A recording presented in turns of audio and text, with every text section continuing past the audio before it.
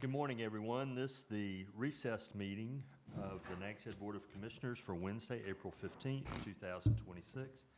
It's hereby called to order. The first item on the agenda would be the adoption of the agenda, and a motion would be in order. So moved. I have Second. a motion and a second. All in favor say aye. Aye. Aye. Opposed? That brings us next to public comment, and I'll turn it over to Mr. Leidy. Thank you, Mr. Mayor. At this time, the board welcomes members of the public to provide comment on matters of interest or concern to members of the public. Anybody who wishes to address the board, if you'll please go to the podium and start by telling us your name and where you live. Please note that this isn't an opportunity for dialogue, and the board rarely responds to public comment, but if you wish to make comments to the board, this is your chance. So, is anybody here for public comment? Seeing none, we'll close the public comment period. Thank you. That brings us next to the consent agenda, which only has two items, being the mid-month meeting, and a motion would be in order. So moved. Have a motion. Is there a second? Second. Have a motion and a second. All in favor signify by saying aye. Aye. Opposed? Thank you. That brings us to item E1, public hearings, and I will turn this over to Mr. Leidy and to Planning Director Wyatt. All right, thank you again, Mr. Mayor. So at this time, we will begin the public hearing to consider UDO text amendments that have been submitted by Albemarle and Associates on behalf of Blue Moon 52 LLC, the Blue Moon Restaurant, to create a new accessory use to restaurants, which is characterized as restaurant waiting lounge, with associated supplemental regulations. And to consider this, we'll start off with the presentation of the staff's analysis presented by the Planning and Development Director, Kelly Wyatt. Hey, good morning, Good morning. Mayor and Commissioners. As stated, this is a legislative request to consider a text amendment to create a new accessory use category called restaurant waiting lounge within the UDO. I thought for the purpose of the presentation, I would try to leave the red line version of the proposal of the ordinance on the screen. And I'm happy to answer any questions along the way if you have them. While the request was submitted on behalf of Blue Moon Restaurant and prompted by a specific situation that they are experiencing, what's before you today is not a site-specific approval, but rather consideration of whether this is an appropriate tool within the UDO townwide. If adopted, the new use would be permissible through the special use permit process, meaning that any future proposed use would still come back before you, and you would have the opportunity for case-by-case review. And that is represented in section 6.6, Table of Uses and Activities, in the proposed ordinance. As outlined in the report, Blue Moon's success has created operational challenges related to how and where customers wait during peak times. Patrons circulate through a full parking lot, they seek parking at nearby locations, and they sometimes have even parked along Dove Street, where parking is not permitted. And that is due to wait times and just having a successful restaurant with people wanting to go there. The owners acquired the commercial property to the south, Keeper's Galley, which is an indoor public assembly site, to help provide overflow parking for the restaurant in an effort to maintain that parking relief while also making use of the existing structure. The owners are seeking this proposed UDO text amendment to establish a use that would function in collaboration with and remain accessory to the principal restaurant, Blue Moon Restaurant. The current UDO does not provide a mechanism for a restaurant to utilize a separate structure in a way that remains operationally tied to that restaurant. At the same time, the town has historically been very clear and very consistent in not allowing standalone bars or similar uses. This amendment creates a very narrowly defined accessory use that must be indoor and within a permanent structure. So you can't use temporary structures, tents, things of that nature. It must be under common ownership or control with the principal restaurant development. It must be approved through a special use permit and a unified development plan, and it must be located on the same or contiguous parcel. If contiguous parcel, it can be separated only by a town-maintained street. And a lot of that language is included in the definition, as well as within the supplemental standards.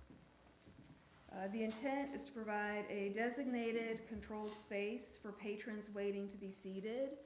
It is not intended to expand the restaurant use, but rather to better manage an existing component of it, which is the waiting portion. I do understand that a concern is that this could function as a standalone independent bar. And while that concern may be valid, that is what staff actually tried to focus on when crafting a lot of the supplemental standards related to this ordinance. We do believe that we've incorporated several layers of control. Those include that the use must remain accessory and subordinate to the principal use. It must serve patrons of the associated restaurant use only. It cannot operate independently. It must maintain the same hours of operation as the restaurant. It requires a special use permit approval, allowing conditions to be applied by this board if they see fit. Signage must reflect the associated restaurant, so you must have some overlap in name to show that they are connected. And it is explicitly distinguished separate from a bar, tavern, or drinking establishment, which we did go ahead and try to clarify that in an ordinance in the UDO with a definition proposed as well for bar, tavern, and drinking establishment, which is redlined and part of the ordinance that you received.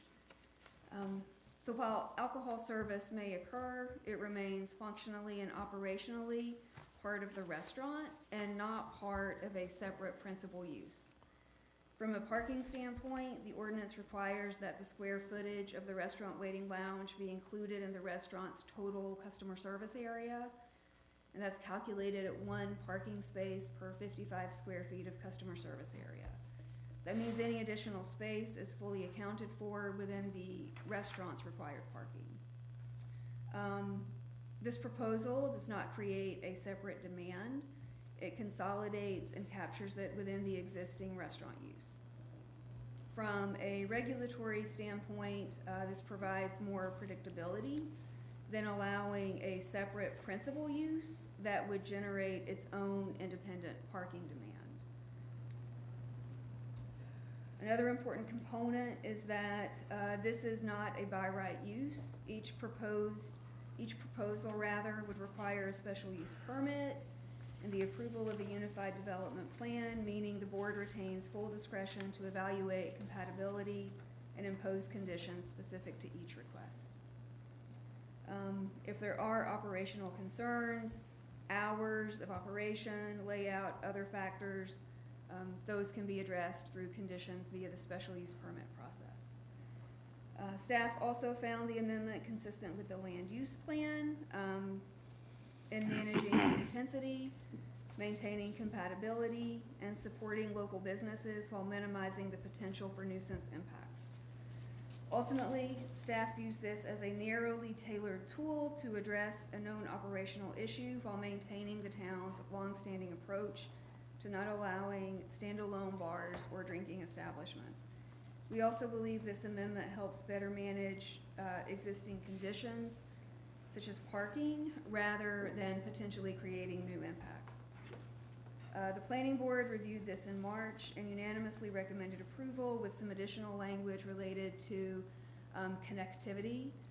If you've got contiguous parcel across a town street, which we're not at a site-specific evaluation yet, but if we were to get there, that would come into play with providing proper connectivity.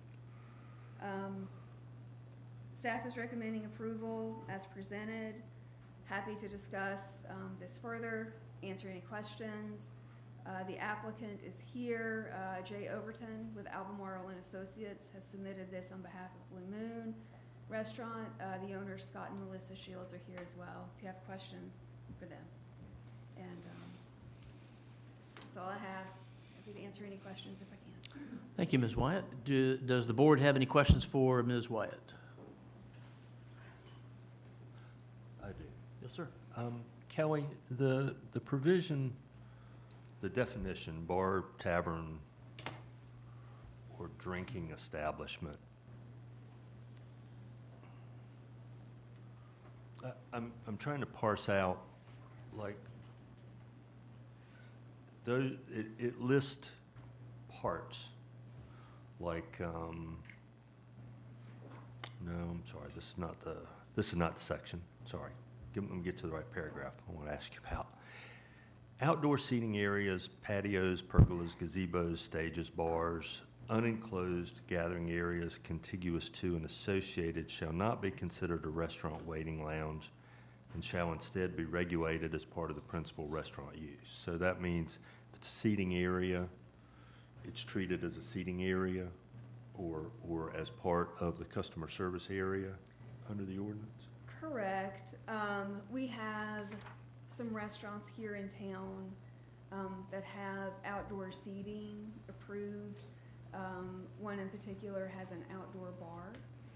So I wanted to ensure that any type of approved outdoor bar, because that bar has been processed against the 15% requirement within the supplemental standards for a restaurant sit-down, Right. that is separate and not included, that's regulated under that 15%.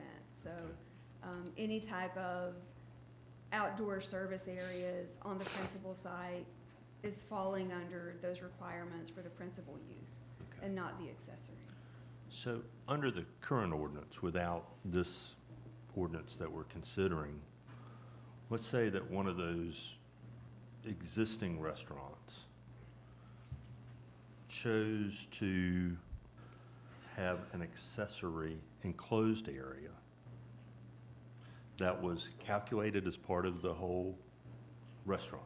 Yeah, it did the same thing. It met all the standards except instead of being unenclosed, it were enclosed. But it's still a piece of the restaurant in terms of all the numbers, parking, allocation, the proportional allocation of spaces and all of that. So would we prohibit that currently, an enclosed space on a restaurant property that was separate but part for under all the calculations? I realize it's theoretical. I'm throwing this at you. Yeah, I'm trying to put it all together in my head very quickly. So essentially, a detached structure on the same Parcel. property as the, A two-part restaurant, basically. Mm-hmm. I'm not sure that that's much different from what we have on the Causeway with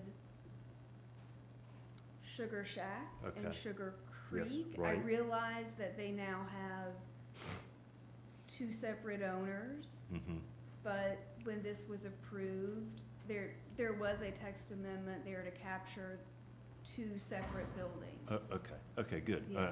I hadn't thought of that one, but that's a good example. So I think about a couple of restaurants in town that have small or virtually no waiting area. They may have outdoor bars, screened seating, other things, but if they decided they wanted to address their waiting area consideration with a structure, as Sugar Shack did originally, on the same property, I'm wondering, would they be able to do that or not, if it met, again, all of the criteria of restaurant proportionality and parking? We don't have to fully resolve that. It's just a question in my mind about this, Yeah. about this, and I have a add-on to that question, though. With Sugar Shack, just because we're using that as an example, I want to make sure we're doing apples to apples. Doesn't Sugar Shack also have an oyster bar? So they're Yes. serving food? Yes. out of that secondary, so that's Yeah. kind of operating somewhat as a restaurant, not just a So- waiting area or a bar? Correct, it's not a waiting area, that was approved as a takeout. Okay, because they have. Yeah, 'cause it was Understandably, some fully seats have independent, shown right. up, but yeah, it was originally approved as a Yeah. takeout. Okay, I just want. Okay. So to clarify, the 15% in the Blue Moon situation, just using them as an example, the 15% waiting area, the 15% entertainment area is included with the new building? With the other building? The waiting lounge? No, Okay, so, separate. it's very confusing, and I Yes. apologize, because Uh-huh. there's so many, I guess, examples within the town that we can talk about. But for Blue Moon existing, Mhm. they have a bar Yes. inside. That bar is part of the 15% that's allowed for an on-site, for a principal restaurant use. That's Right. part of the supplemental regulations. What's proposed is this restaurant waiting lounge would be separate from that. Okay. So their bar is part of the 15%. Their bar inside the building Is the Correct. is 15%. 15%, Is par- but the bar next to, in the separate building would not be the 15%. Yes. Right. Okay. Yeah, it would not be counted. This is separate from, this is accessory to the principal. So the principal has its 15%, and then this would be separate from that. So if it's inside the principal, it adheres to the 15%. If it's accessory to the principal in a separate building across the street, it does not have to adhere to the 15%. Is that So correct? That's correct. It would be two separate uses. So the supplemental regulations for sit-down restaurants wouldn't apply to this ordinance we're looking at today? Correct. The principal sit-down restaurant would have to comply with the supplemental regs for that principal use, and this is a separate proposal. Admittedly, there's overlap, because I know when we think about this, we think about what other existing restaurants have, Comply with- and try to fit it in there, so. Any other questions for Ms. Wyatt? And you said there's no entertainment in the waiting lounge area, or? So there's, that is not part of the proposed, supplemental standards as they are written now. But that's something that we could talk about, that if you're inclined to consider adoption, you could add. I do know that there's certain things like, right now, this just says that the restaurant waiting lounge has to have the same hours of operation. But if the principal doesn't close until 1 AM, does that mean that the waiting lounge wouldn't have to close until 1 AM? So as part of this, the board can consider putting a condition for closing time. You could put a time in there if that were preferential. Same with entertainment. This doesn't preclude indoor entertainment, or it doesn't specifically preclude outdoor, I don't believe, but I think that's something that is worth discussing, is if you have your principal and your accessory, and your principal has some level of outdoor entertainment, you have a musician out here playing, would you also want the contiguous accessory to also have a musician outside playing side by side? That's something that should be discussed. So you could put specific hours on it? That's something that's That'd be a within the permissible legal condition. limits of the town? Yes, sir.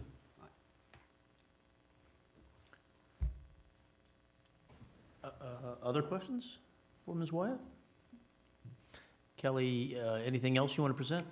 Not at this time, but if other questions come up, happy to answer. We know where to find you. All right, thank you very much. Thank you. All right, is there any presentation on behalf of the applicant?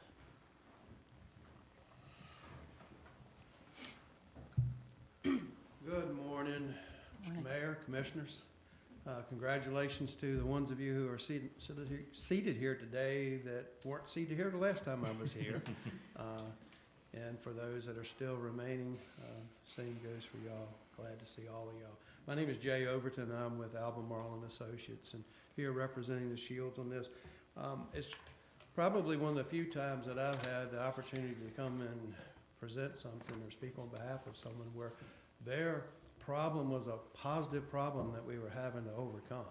I mean, this is a situation where they had a restaurant, they moved to a new location. I think their atmosphere of their facility, the food they serve, just overall, it causes people to want to come back and back again. That in and of itself is something that has created some of this challenge. The other thing is, I'm not quite sure, but there's probably somewhere around a half a dozen restaurants that we have lost in this South End here in the past 5 to 10 years. You got Kelly's, Penguin Isle, Pamlico Jack's, Owens. So the opportunity to go and get a meal like this has also been hindered. So with that, it's become a challenge. They're not having issues inside of the restaurant as far as turning tables and meeting the needs of folks, but it's just that demand that people have. They're willing to wait for an hour, hour and a half, 2 hours. So in doing that, that's something from a planning standpoint when these original requirements and outline of square footages I don't think were anticipated. I think at the time that we looked at restaurants, we were concerned about some of the late night activity, and we wanted to reduce that. And the 15% that we continue to talk about, I think, is a byproduct of trying to minimize that area. But when we look at the removal of that possibility in the late night to use those areas, we also restricted the use of that area in the earlier hours of the evening. So I think that too has contributed to it. With the property now as it sits, as it operates, the Shields went and purchased the property from across the street to be able to relieve the parking issues. And I'm sure the police chief is very happy with that. They've seen less visits from him. But that also has created an issue with people park, but then where do they go? Where do they sit? During the summer times, it can get extremely hot in the afternoon with that western sun, and there's no place for people to seek refuge. So utilizing the property and utilizing the existing building as an extension of the waiting area would seem to be a good way to overcome this. Now, the alternative to that is right now that sits there as an event site. It's approved as an event site. It's able to operate as an event site. And I think that would be the worst thing for us as a community, to actually have two things going on there. Having an event site operating and having the restaurant, because then our parking demand is going to become even greater than what we're seeing now. So utilization of the building, what do you do with the building? If we're looking to minimize the impact with the parking and we're looking to take care of the patrons, then it leads us to the utilization of this existing structure to house those folks during that waiting period. This whole episode has gone on for months. We have spent numerous hours with Kelly and Andy. Andy's tired of seeing me. Andy's tired of getting the calls from me to talk about this. And what you see before you this morning is a culmination of all those efforts. I feel like we had a very good discussion during the planning board meeting. There were a lot of good questions that went on in the planning board. And the planning board offered up some suggestions, which some of those as we talked through them, one of them was incorporated and felt that it would be something that would be very, very beneficial to this. So as a recommending board to y'all, they too saw the overall weightiness of this and what would be in the best interest of the community. We've also got a situation where I feel like for the 40-some years I've been here, Nags Head as well as numerous other communities have looked at our small businesses. And what do we do to help our small businesses? If we keep our small businesses strong, then we hopefully will have a domination of small businesses here, and we won't have the chain restaurants that other areas are experiencing. So that too gets into the overall of how we're actually making this occur to be for the betterment of those that are at the restaurant and those that are surrounding the restaurant, and then those that are just in the community in general. So I would ask that y'all would consider this and see this as a very viable option. I am open to answer any questions that you may have, and I thank you for your time. All right, does the board have any questions for Mr. Overton? I do. Yes, sir. Say I have the advantage of having been the architect for both of the buildings, so I have a recollection of the floor plans. So the Blue Moon has minimal interior waiting area. Yes. Pretty small. Mhm. It has an enormous kitchen. In fact, it has two kitchens because some of the original thinking was that they could continue to serve the restaurant menu downstairs and perhaps cater events upstairs at the same time. I don't know if they decided to do that or not, but they have a pretty big kitchen. The event building has a very small kitchen, Correct. and just an open floor space, and has a minimal second floor. So the question I'm trying to get to that I asked Kelly was, if these two buildings were on the same site, for example, they were on the same piece of property, primary and accessory, the total kitchen area divided by the size of both buildings met the kitchen standard. Right. And it met all the standards. It meets the let's say it met the parking standard, met the proportionality of entertainment area, kitchen, etc. You could put two buildings on could you have a two-piece restaurant? In other words, can anybody do that on a single piece of property? I don't know if we have anything about the ordinance that keeps us from having an accessory, primary and accessory, which I don't know if that's what Sugar Creek was originally, because it had food service in both buildings. But I guess my concern is that that a restaurant owner in town could already do something like this as a primary and secondary pieces of a restaurant, if they could get them on the same site, meet all the parking standards. The event site is being parked at the same standard as customer service area, which would be the dining area. So, again, it's meeting all of those. Seems to be in the aggregate meeting all the criteria. So it feels like the exception here is to let it happen on two sides of a street as opposed to on the same piece of property. I'm trying to digest your question.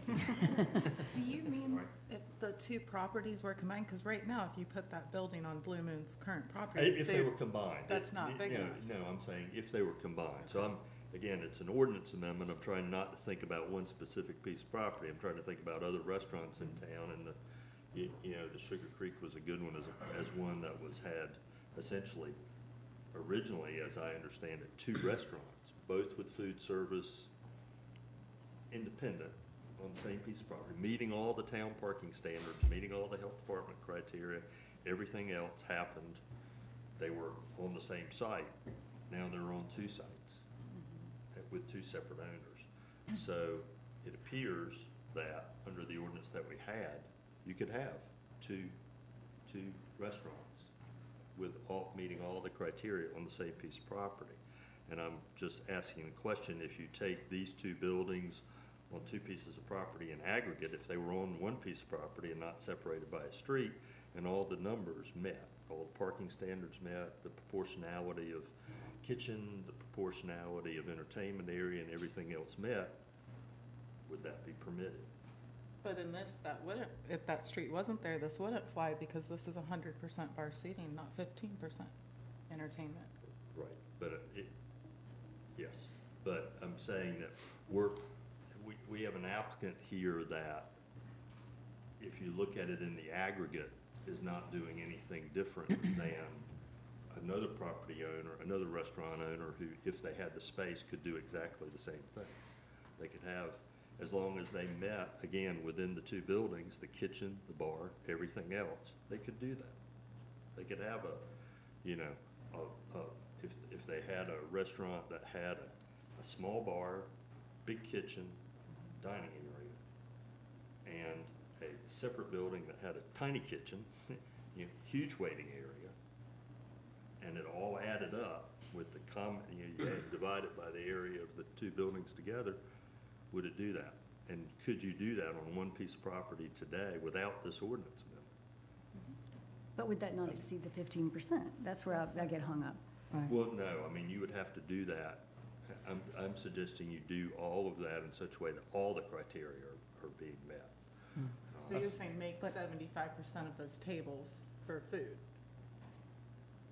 If that space? No, I'm saying if you had them, if they were on the same site and you were looking at it all together As one whole. as one whole unit. With the kitchen in the other building, and the kitchen in their building, and the seating and the waiting But the area, could it be done? supplemental regulations would still apply Yeah. for the They would still be ratios short of- tables. Yeah, but would they have it if Of- they had it? Could you do If they had it, but in this plan, they wouldn't. Right. In this plan, That's they right. don't. No. It's not what they're No, I agree, proposing. I Yeah. agree, it's not. Okay, You're but saying it's, if not. this it's an plan- interesting I'm question. accepting Yeah, that okay. they don't Okay. have, I'm accepting That's that like they my don't brain have can't- that in this case. Okay. I'm just saying the, it? If they did. yeah. Yeah, no, I'm just saying, to get Right. together in the aggregate. If I may, I think that the way that I'm understanding what you're saying, if we've got two parcels anywhere in the town, and they both meet the regulatory standards for use, there's opportunity for two businesses there. There are two restaurants, if it's a restaurant and an event site, if it's, whatever it may be, they have the opportunity to have two businesses there. And in this particular case that brought this about, there's an opportunity to have two businesses there. They're approved. In this particular case, one of the businesses is so successful that it has additional needs. So they are asking this because they're willing to give up by way of, if this text amendment were approved and subsequent approvals occurred, they would be giving up the opportunity for that second business because they want to utilize that space of the second business to support the first business. They're not adding any more tables in the first business. I mean, so when you look at it in that regard, what's brought this about is not something that was in their business plan initially. It was something that they're trying to respond to that need that's come about through the demand of their customers. So when you say they're not adding tables, you mean dining tables? Dining tables, yes, ma'am. But while we're on that subject, there will be tables? Well, there'll be places for people to sit, Mhm. yes. Do we have a number on that at all, or? It's in Anyway. that area, there's like 1,200 square feet of seating area, whatever seats you could get in that Right. area. Gotcha. So I understand what you're saying, that by not using that building as a completely different restaurant, they're giving up a second business, but can people walk in and get a drink without ever going to the principal restaurant? The And- intent is for everybody would be coming through the front door of the restaurant. But That's the run. people, there's no ability, and I accept that, but people can walk in, get a beer, and leave and go somewhere else. They can do that right now. They can walk into Blue Moon and Right. get a beer. Yes, I Right. mean, there's not a sergeant at arms at the door that's Exactly. Right. taking So- tickets. But the same thing's true at any restaurant. But doesn't that somewhat possibly create a second business without, I understand you saying you're giving up a business because you're not going to have a restaurant there, but if you have a bar business there that's being called a waiting room or restaurant waiting lounge, it still could create a business demand. It would be, that same person that you speak of that may go there to get that drink would go to the bar that's at the existing restaurant to get the drink, if that's what they were after. I mean, the whole, you know, that service is still available today as we sit here. This would just be adding a third bar to that property. It would be adding additional waiting area where people could be served, yes. Okay. So there is a plan, and this might be a question more for Kelly, but given the pedestrian connection, there's a plan for that, given lot coverage and all that kind of stuff. I mean, obviously, you don't want them crossing at the corner of the street on the bypass, so. I've got an answer for you, but it's my understanding I gotta wait If until we can approved. talk about Yeah, that. I got you, if approved, got you. Yeah, we can't really talk about the No specific problem. numbers. Are there any other questions for Mr. Overton?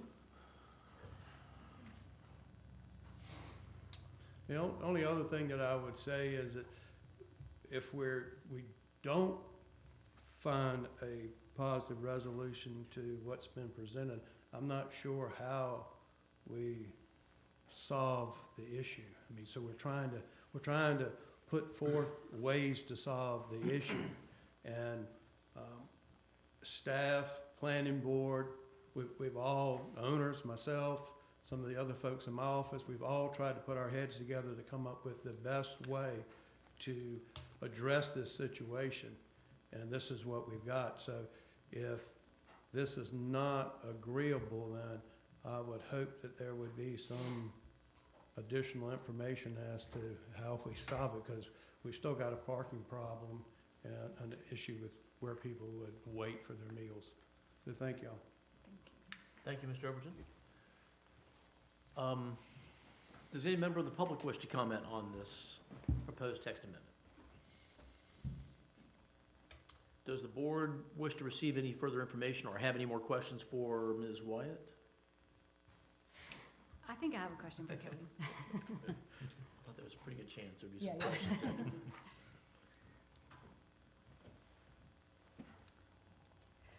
Okay, so we're looking at this not just as a specific site, we're looking at this all through town. So has the board, or has the staff looked at just potential sites where this could happen in town as of right now? I realize that new businesses could come on board any day, but right now, how many other businesses could take advantage of this same ordinance change? So yes, correct. The text amendment would open this use up to any restaurant within the C2 and C5 zoning designation. So it is not site-specific. I have not gone through and looked at every existing sit-down restaurant to see if there's an adjoining or contiguous parcel that they could take advantage of this with. I'm happy to do that. I can probably, you know, if given some time, I can do that today. I guess my thought would be that if a existing restaurant owned a contiguous parcel that was capable of housing another principal use, parking, septic, et cetera, they might have a different idea for a use than tying it up with their restaurant use, with creating with creating an accessory. I mean, why, if you've got that, why wouldn't you just do a whole separate approved use as opposed to hemming yourself up with all these 12 conditions? Right, okay. But that doesn't mean that they wouldn't, and I don't know the exact number to answer your question. But wouldn't it, but hemming yourself up with these conditions still allows you to sell a lot of alcohol, which is very profitable. So it would be advantageous for a restaurant to take advantage of this, I feel like. I guess I haven't, admittedly, going through this, that's not been the lens that I have looked through this as.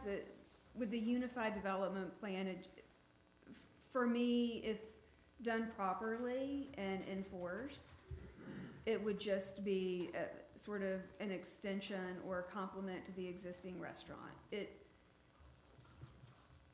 To a previous point, if this ever became a scenario where people are going into this restaurant waiting lounge and sitting down and having multiple drinks with no intention of ever going to get a meal, yeah, that could happen a couple of times, but if that became the predominant use of the property, I am confident that we would hear about it, we would know about it, and then that creates a violation of the special use permit, which can lead to revocation of the special use permit. So to be totally transparent and honest, I haven't looked at it through that lens. Mhm. So I have a hard time answering Okay, that that's fair. question for you, and Mhm. I apologize. That's fine. Yeah. Which brings up enforcement. You know, I'm sure that Blue Moon is doing this, is proposing this because they will follow the rules, if they need this for their extra waiting area. But how would we enforce another business or several other businesses? How would that enforcement, what would that look like if this was happening in many other areas of town? Well, so I think, one, again, if it becomes obvious to staff, to neighbors, to onlookers, to anyone, that you're Mhm. having a significant number of people just go in for a beverage and then leaving, I think that staff would be made aware of that. And I would have to defer to the attorney on this. I don't know that it's permissible in North Carolina, but I do know some localities, like you do have to provide a sales analysis. How much of your sales was dedicated to alcohol service versus food service? And if it exceeds 50%, then clearly that's your principal, and that might be a concern. I don't know that we can do that in North Carolina. We don't have anything like that in our ordinances currently. But, you know, providing a condition that documentation be provided annually to show that the sales percentages aren't that of principal sale of alcohol. That could be one way. Is that allowed? I don't know why it wouldn't be.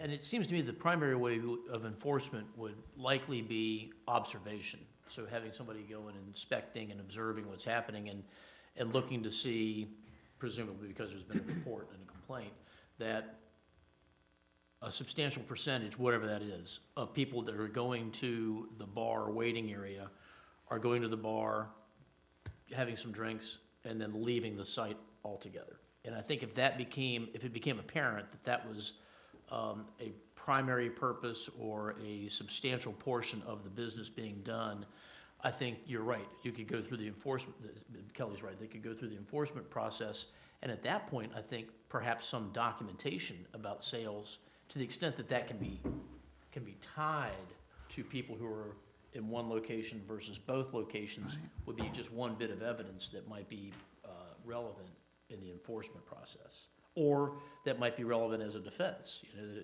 if they were able to show that 95% of our revenue is coming from people who we can show were here and bought a drink here and then went into the restaurant. You know, that would be one way of defending that, I think. But, so anyway, I think there are some ways of potentially enforcing that, and I'm not sure that the record keeping would be prohibited. But in the idea of revoking a special use permit, where in this ordinance do we have grounds to say people are going there drinking and not eating? Like, is there something in this ordinance that's directly contradicting that we would succeed in revoking a permit on that? Because that feels like that could be, we saw it our documentation versus theirs? I think the first question would be whether this restaurant waiting lounge is operating solely in conjunction with the principal restaurant use or is operating as an independent establishment. I think that's the core issue. And that is in the ordinance. But with documentation of us seeing that people are going in there, in your legal opinion, does that mean we could say, so now the principal use is a bar, and we didn't I think agree to so. that? I think if people are going there for, one and done or to hang out and then leaving without ever going to the restaurant, particularly if there's capacity in the restaurant that they could have gone to and didn't, and just stayed, if that was part of the evidence, I think that would help to show that this is operating as an independent establishment, as opposed to as just being in conjunction with the principal restaurant use. Again, the question would be, are people going and patronizing what is now the event site? Are they doing that independent of going to the Blue Moon restaurant? Or is it a corollary activity of going to the Blue Moon restaurant? That's the real question. Or that would be the question in that situation. I guess I'm just confused with the way the ordinance is worded. I feel that it does say people can go in there and have drinks. Mhm. I mean, it doesn't prevent it, so that seems a little bit of a gray area, and Again, both up. I'm not saying that that it's not a broad standard, I but the think question is whether it's highlighted- operating as an independent establishment. I'm sorry. That's one of the questions, at least. So, the highlighted language, I mean, it's specific in here, the restaurant waiting lounge shall serve patrons of the associated restaurant and shall not operate as a standalone establishment independent of the restaurant. So whether that means one person or 10 people that we observe, that's the questionable part, that's the gray part. That's what I mean, is if there's no But- standard, if it's just saying that, then there should be enforcement that no one should do that.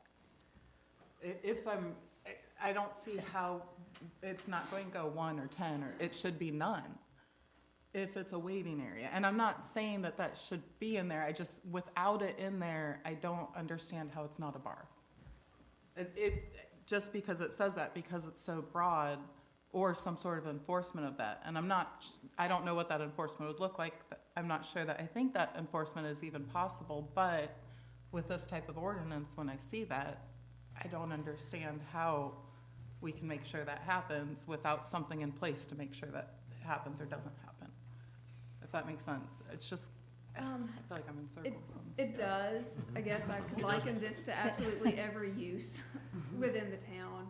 There's a certain level of enforcement that, what's the tipping point, right? So there is no percentage, there is no number associated with this, but we talk about accessory use, we talk about subordinate, we talk about for the use of the patrons of the principal.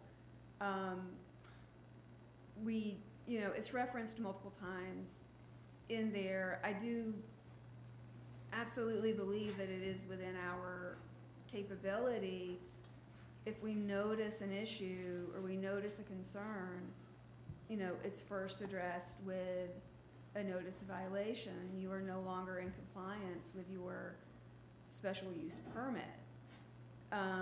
If there's no resolve, then I think at that point,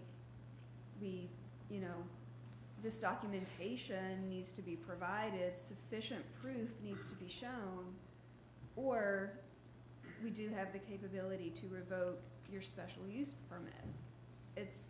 That is within the ordinance, and we certainly are capable of doing that. The ambiguity is understandably how many's too many. Well, and can you speak at all to the observation part? We're talking about the enforcement, and we'd have to observe, and we'd be hearing about it, but if people are waiting sometimes 2 or 3 hours, it's going to be very difficult to monitor for that length of time. Have we got a situation where we've ever been able to observe something long-term, for hours on end, to see what people are doing? It seems kind of awkward at best, if not impossible, to observe this as neighbors, or because it's going to be a big complex. I mean, we could certainly intermittently, if we suspect there's a problem, dedicate staff to doing that. I don't think it would be a good use of our time to send someone out there for hours on end. You know, I think a lot of times things like this are very much complaint driven. Once we receive the complaint, we will go investigate, and to the extent what that investigation involves, you know, we'll see that through. But Understand. I think it's, you know, we would have to come at it from various angles. I acknowledge that. Yeah.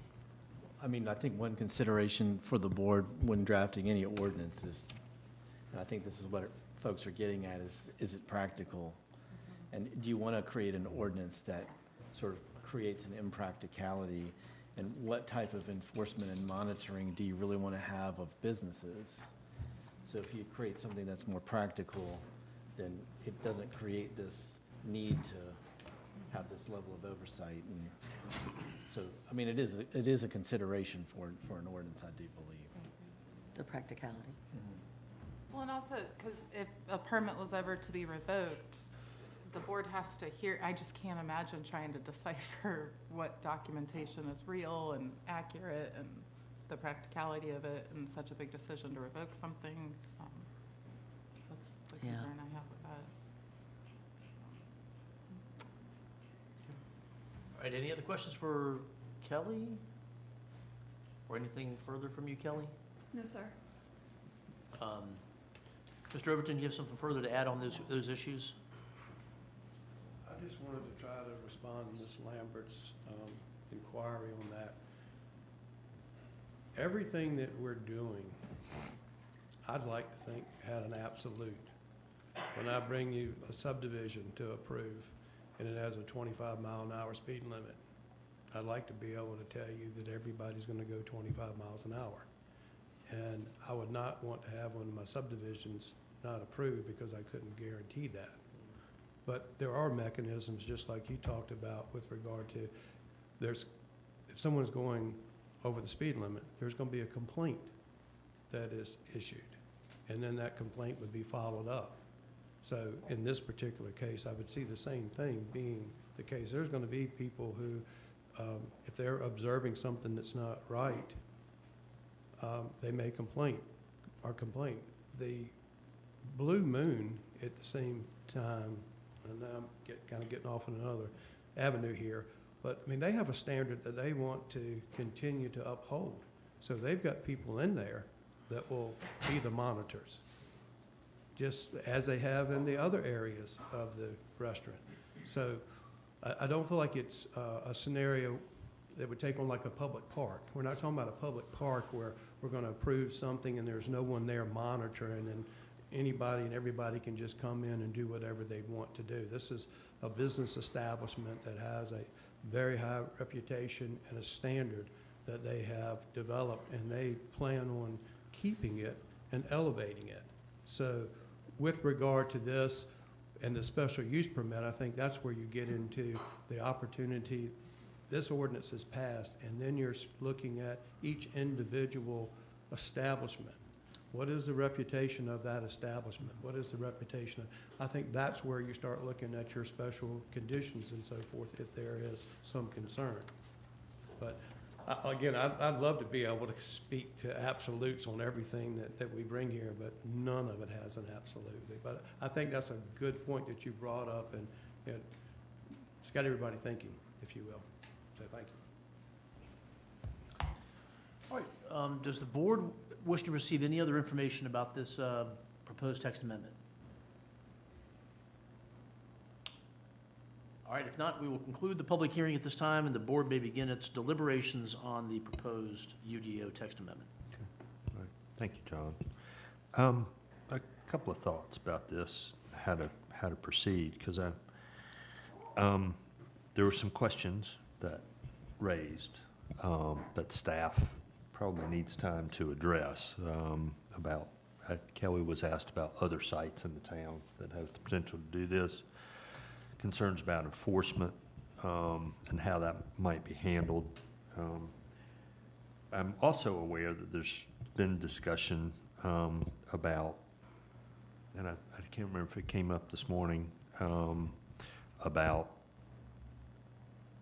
well, we did discuss the issue of a separate business on that site and whether there is a form of independent business on that site that the board would be more comfortable with that perhaps accommodates or answers the question. So, I mean, there are two ways to proceed. One is to vote on to discuss and vote on the ordinance that we have. The other is to table it to get these answers from staff on these questions and to consider other options that may solve the problem if the board can articulate those to the staff.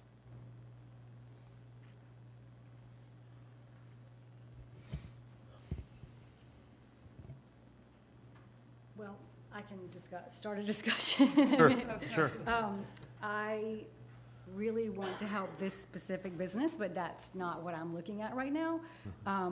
Looking at this as a town-wide issue, I am not entirely comfortable with this ordinance.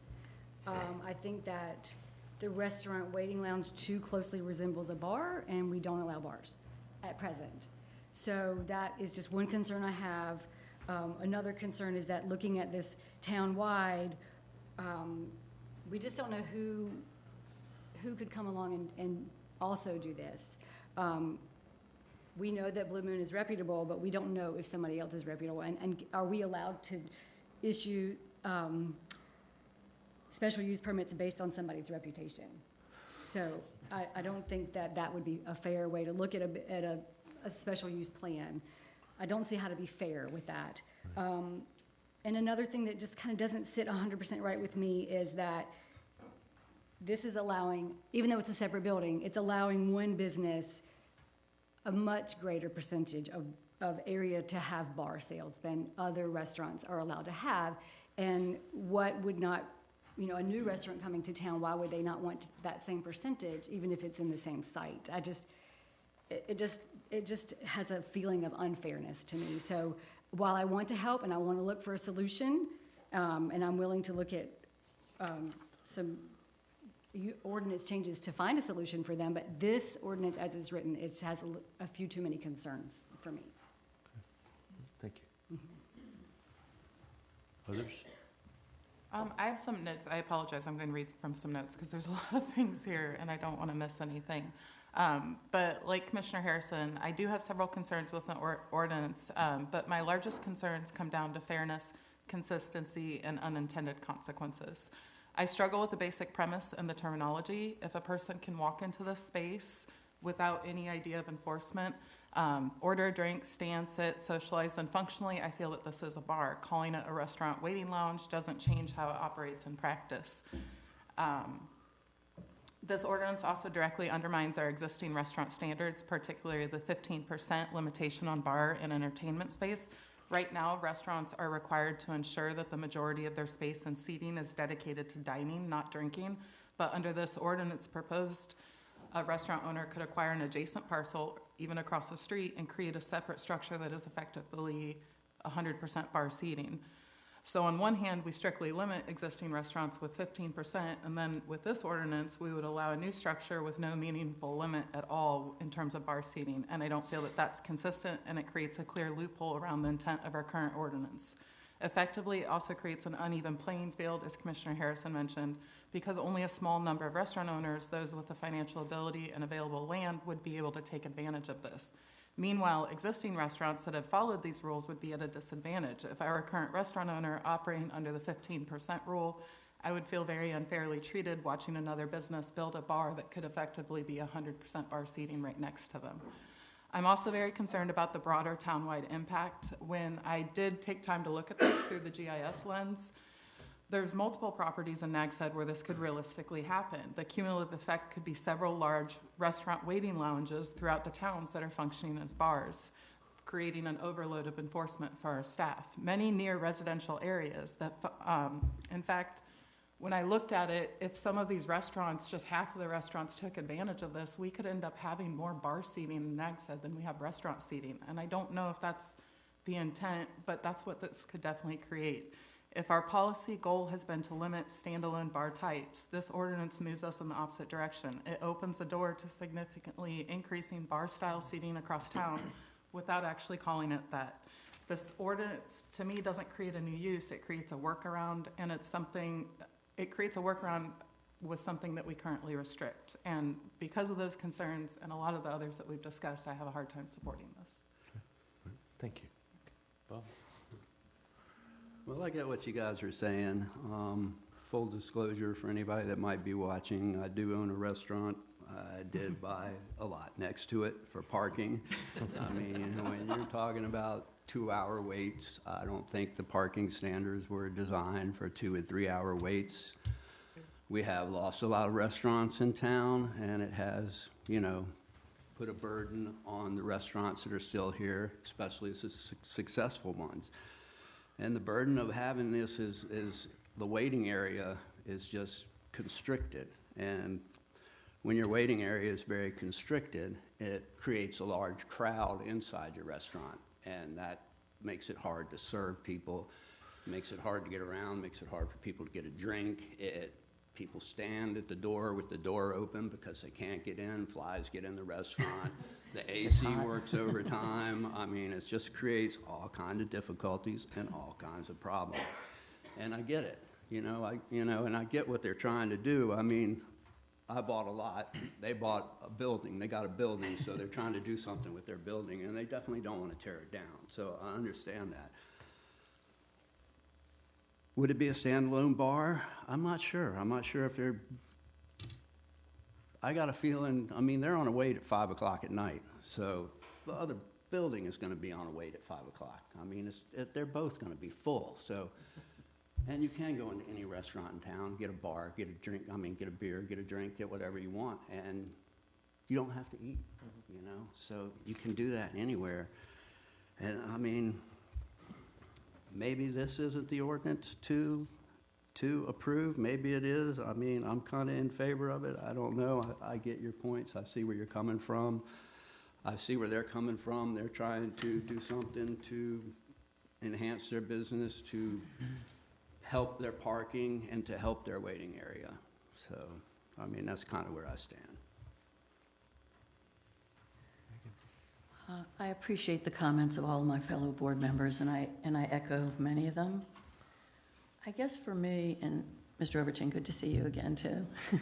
And I've seen you not on this board, but many times previously on the planning board, including last winter when, I don't think you were here, but we looked at an application from this organization to allow bars in the C5. It didn't, it was.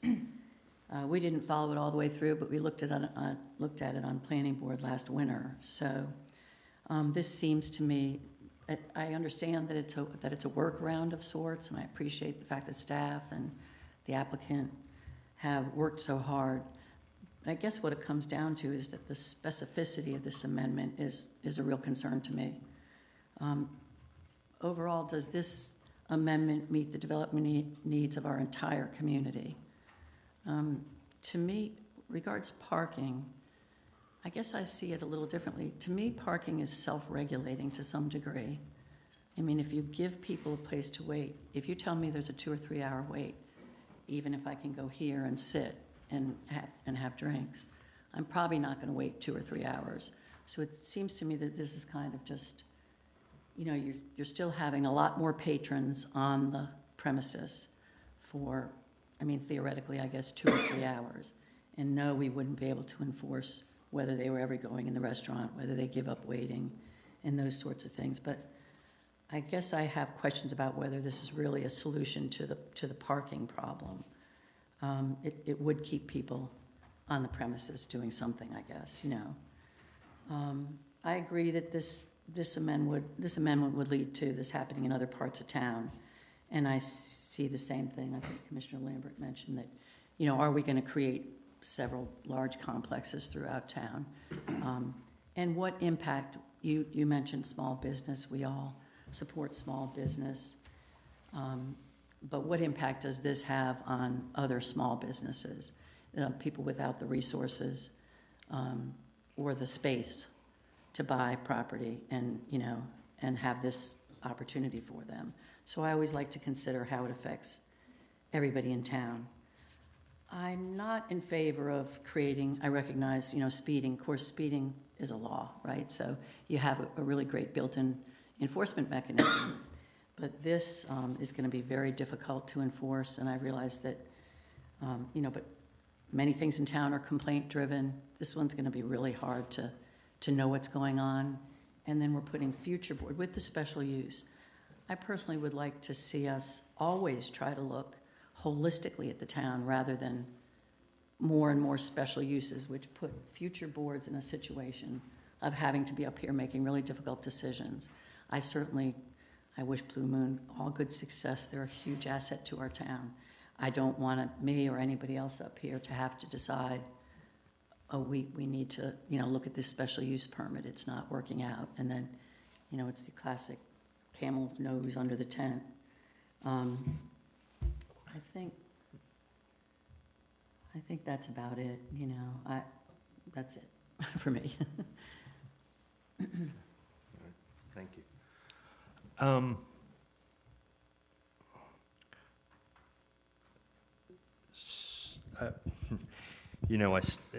I've hinted at it, and I've heard what everyone has said. I still think that, and let me try to simplify the numbers for this thing that's in my head that I can't let go, is that under the current ordinance today, you could have a principal restaurant building and an accessory restaurant building. And I'm going to call the principal building 51 square feet and the accessory building 49 square feet. So that's 100 square feet altogether. And if the principal building had 18 square feet of kitchen and the accessory building had 2 square feet of kitchen, then that's 20%. That meets the minimum kitchen area. And if the primary building had 5% entertainment area and the secondary building had 10% entertainment area, then that meets the 15% standard if you divide it all out by 100. And all the seating is calculated at, 1 parking space per 55, regardless of which building it's in. So you've met the parking standard. And it's on one site under one operation, so AOE controls the proportion of food and alcohol that's sold on that building, on that complex. I think you can do that today under the current ordinance and operate at any restaurant anywhere in town, and we have no regulations about how much food is served in the primary or accessory, and we have no regulations about what their hours of operation are. So, it seems as though we're concerned about the narrow drafting of this ordinance for this particular situation, but that's created because it's 2 pieces of property separated by a street instead of one, which another restaurant owner might have or have had, and to be able to do virtually the same thing. And so I was leaning toward this, but it sounds like this is, based on the comments I'm hearing, I'm not sure that this ordinance that we have in front of us is fixable. So I guess I will ask the board, what your pleasure is. Mayor, I'd like to make a motion to table this request for today.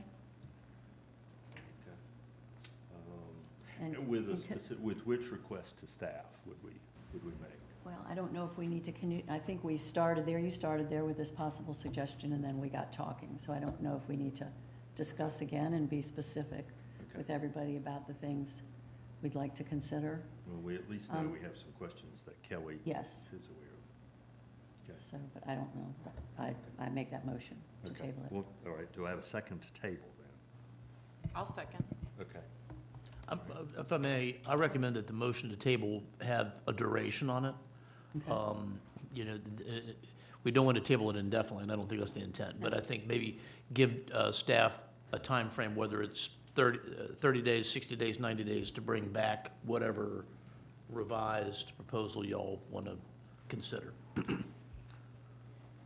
Well, I guess we have the questions that came up, and we know we need to bring back some answers to the questions, you know, regarding this particular ordinance. You know, there could be other things that we modify or add to it. The question is whether or not we think it's fixable, and that Mayor just alluded to that. I guess the other question we would have is there an alternative to this ordinance that the board would be willing to consider, you know, that may be more practical to enforce, that may be more fair? And so I just leave it at that. That's something that maybe the board could address and help us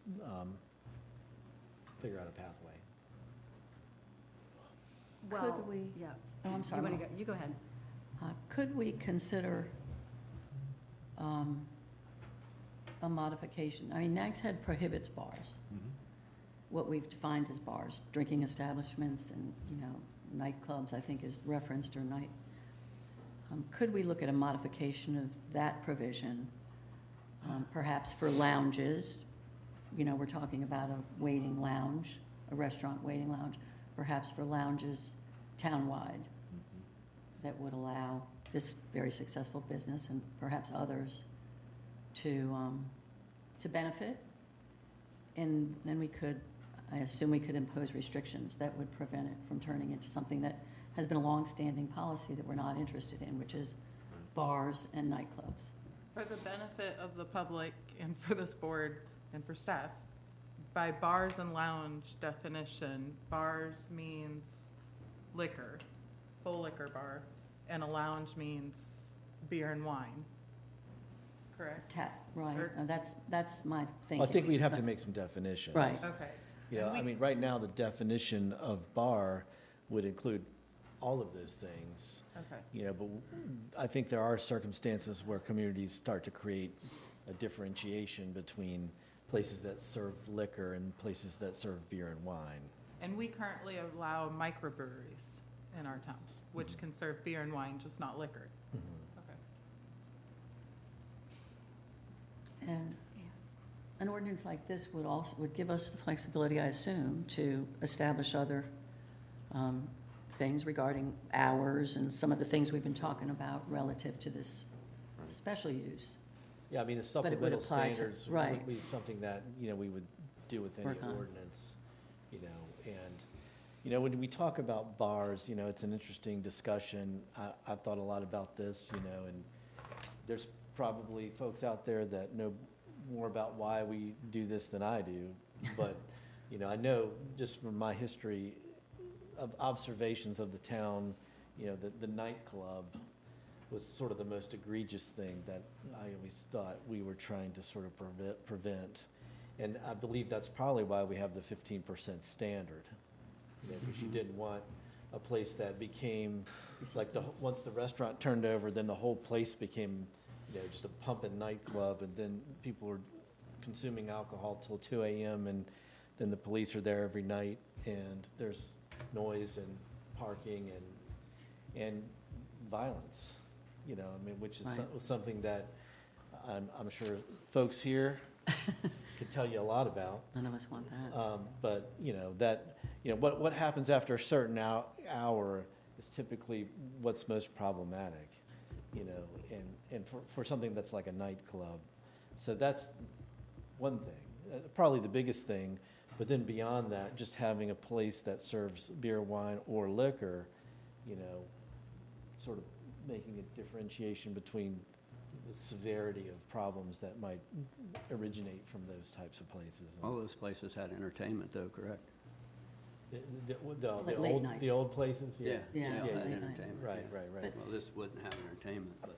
Well, but something like this, a provision townwide, wouldn't necessarily preclude. In some ways, I see it as more of an opportunity than a restriction, because why would we want to limit if somebody wants to have a small group or something playing for a few hours in the evenings in a waiting lounge or in another lounge? I wouldn't see where the harm is on that. So in some ways, it would give more flexibility and opportunity. Well, you know, if you say townwide. something's allowed, then it takes the pressure off to constantly enforce. There's no Correct. special Something. use. Right. Correct. Yeah. And also there'd be no that was- So signage. it's separate business, but does that help them with their parking problem? Well, but potentially you could create a separate business that everybody was comfortable with, that allowed all the things they want to do, and they choose to operate it at a lower rate. I mean, just because you've got a permit and you've set up the facility, you don't have to necessarily run it as a separate business. I Right. mean, Right, you it know, gives them the you've option. met all the rules, you run it the way they want to run it Correct. without generating the parking demand, because so you. Yeah, 'cause they have their need Because you in that. Yeah. meet that other need, so I could see a way I also that might think work. that possibly having a separate ordinance allowing beer and wine, allowing it, permitting it, is much more clear to the public what we're up to. You know, this seems, a waiting lounge, which could be a bar, it seems a little bit Misleading. Yeah. misleading, yes. And I have spoken with several people that had no idea that this involved alcohol. And that concerned me, because if the general public is going, well, what's wrong with the waiting lounge? People just wait in there and they had no idea it involved alcohol. That makes me feel that general public might feel misled. Okay. Back to the question of how long to table then. How long does How staff long do you need? think staff would need? Well, I was talking to Brittany about this earlier, and Kelly and I have been talking about this. Obviously, this is a fluid process. You know, when this ordinance came up, you know, I've been talking, you know, to everybody about the ordinance, and everybody today came prepared to articulate their concerns, and certainly those have been shared, you know. So Kelly and I have been talking about ways to address some of the concerns, and I think she's already been doing a little bit of research on this, just to sort of get ahead of it. But, you know, where we're at now, this month, we happen to have another week than we normally have to the next board meeting. You know, the board meeting is on May 6th. And so if the board wanted us to bring back this ordinance with some additional considerations to address the concerns, and another ordinance that sort of articulates some of the things you just said, we could probably do that, you know, and go to the planning board next week and still advertise for a public hearing for both at the May 6th meeting. And I would recommend leaving all of the options on the table, so coming back with both. Tweaks to the existing ordinance, the new ordinance, and then have everything in front of you, and you can make the best decision that you feel like is appropriate at the time. But I think there's enough time to meet the advertising requirements, you know, for a new ordinance for May 6th. But I think you need to make a motion and vote to schedule a public hearing and state what that public hearing is. All right, Okay. so let's do this separately. So can I ask then, I think Commissioner Vaughn to amend her motion to table this to the May meeting, May 6th meeting, and then we'll do a separate motion to schedule a public hearing On other potential amendments. on other potential amendments for that same meeting. I think makes All right, sense. So if you'll amend it for the. Okay, I amend 6th. my motion to table this ordinance in front of us until May 6th, until our May 6th meeting. Okay, and did I have a second for that? Second? Okay, all right, any further discussion? Hearing none, all in favor say aye. Aye. Opposed? All right, thank you. And then a motion would be in order to schedule a public hearing to consider this or other related amendments at the May 6th meeting. I'll make the motion to schedule a public hearing May 6th for this and any other related amendments Related to the, related to Blue The, Moon's application. yes. Or any other ordinance that was brought forward. Yeah, right. Does that cover? Or any I mean, other I think what we would ordinance? be looking at is having another ordinance that allows some new uses to include lounge, tap room, wine bar, things of that nature, which would be sort of a new permitted use. Okay. And that would be a different ordinance than this. Does that need to be a separate vote, or? No, I think it can be Could be part of one this vote. motion, but I think it just needs to be comprehensive what the public hearing is going to be to consider. Okay, so I'm making a motion for May 6th to have a public hearing to consider the ordinance proposed today, as well as an additional ordinance to possibly consider lounges or tap houses or beer and wine lounges. Or other amendments to existing ordinances. Or for that other purpose. amendments to existing ordinances. Okay, all right. Good? Can I get a second to that? And- I have a motion and a second. Any further discussion? Hearing none, all in favor say aye. Aye. Aye. Opposed? All right. Thank you. That takes us then to new business, and that would be a presentation of the strategic plan update by Andy. Actually, Wait. do you want to take action to table the other public hearing, the second one? I mean, obviously, you don't want to proceed on it because the ordinance to allow it has not been adopted, but. Right, so I guess, yes, as a safety measure, we should, because Right.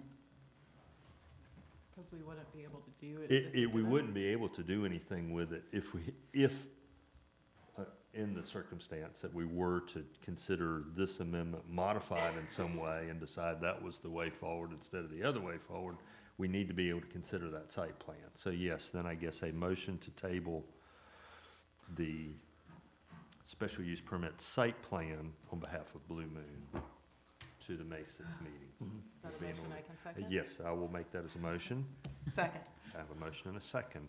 Any further discussion? Hearing none, all in favor say aye. Aye. Opposed? All right, thank you. All right, now new business. Thank you, everybody.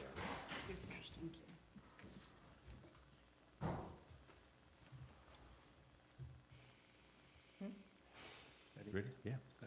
Go for it. All right. Thank you, Mayor and Commissioners.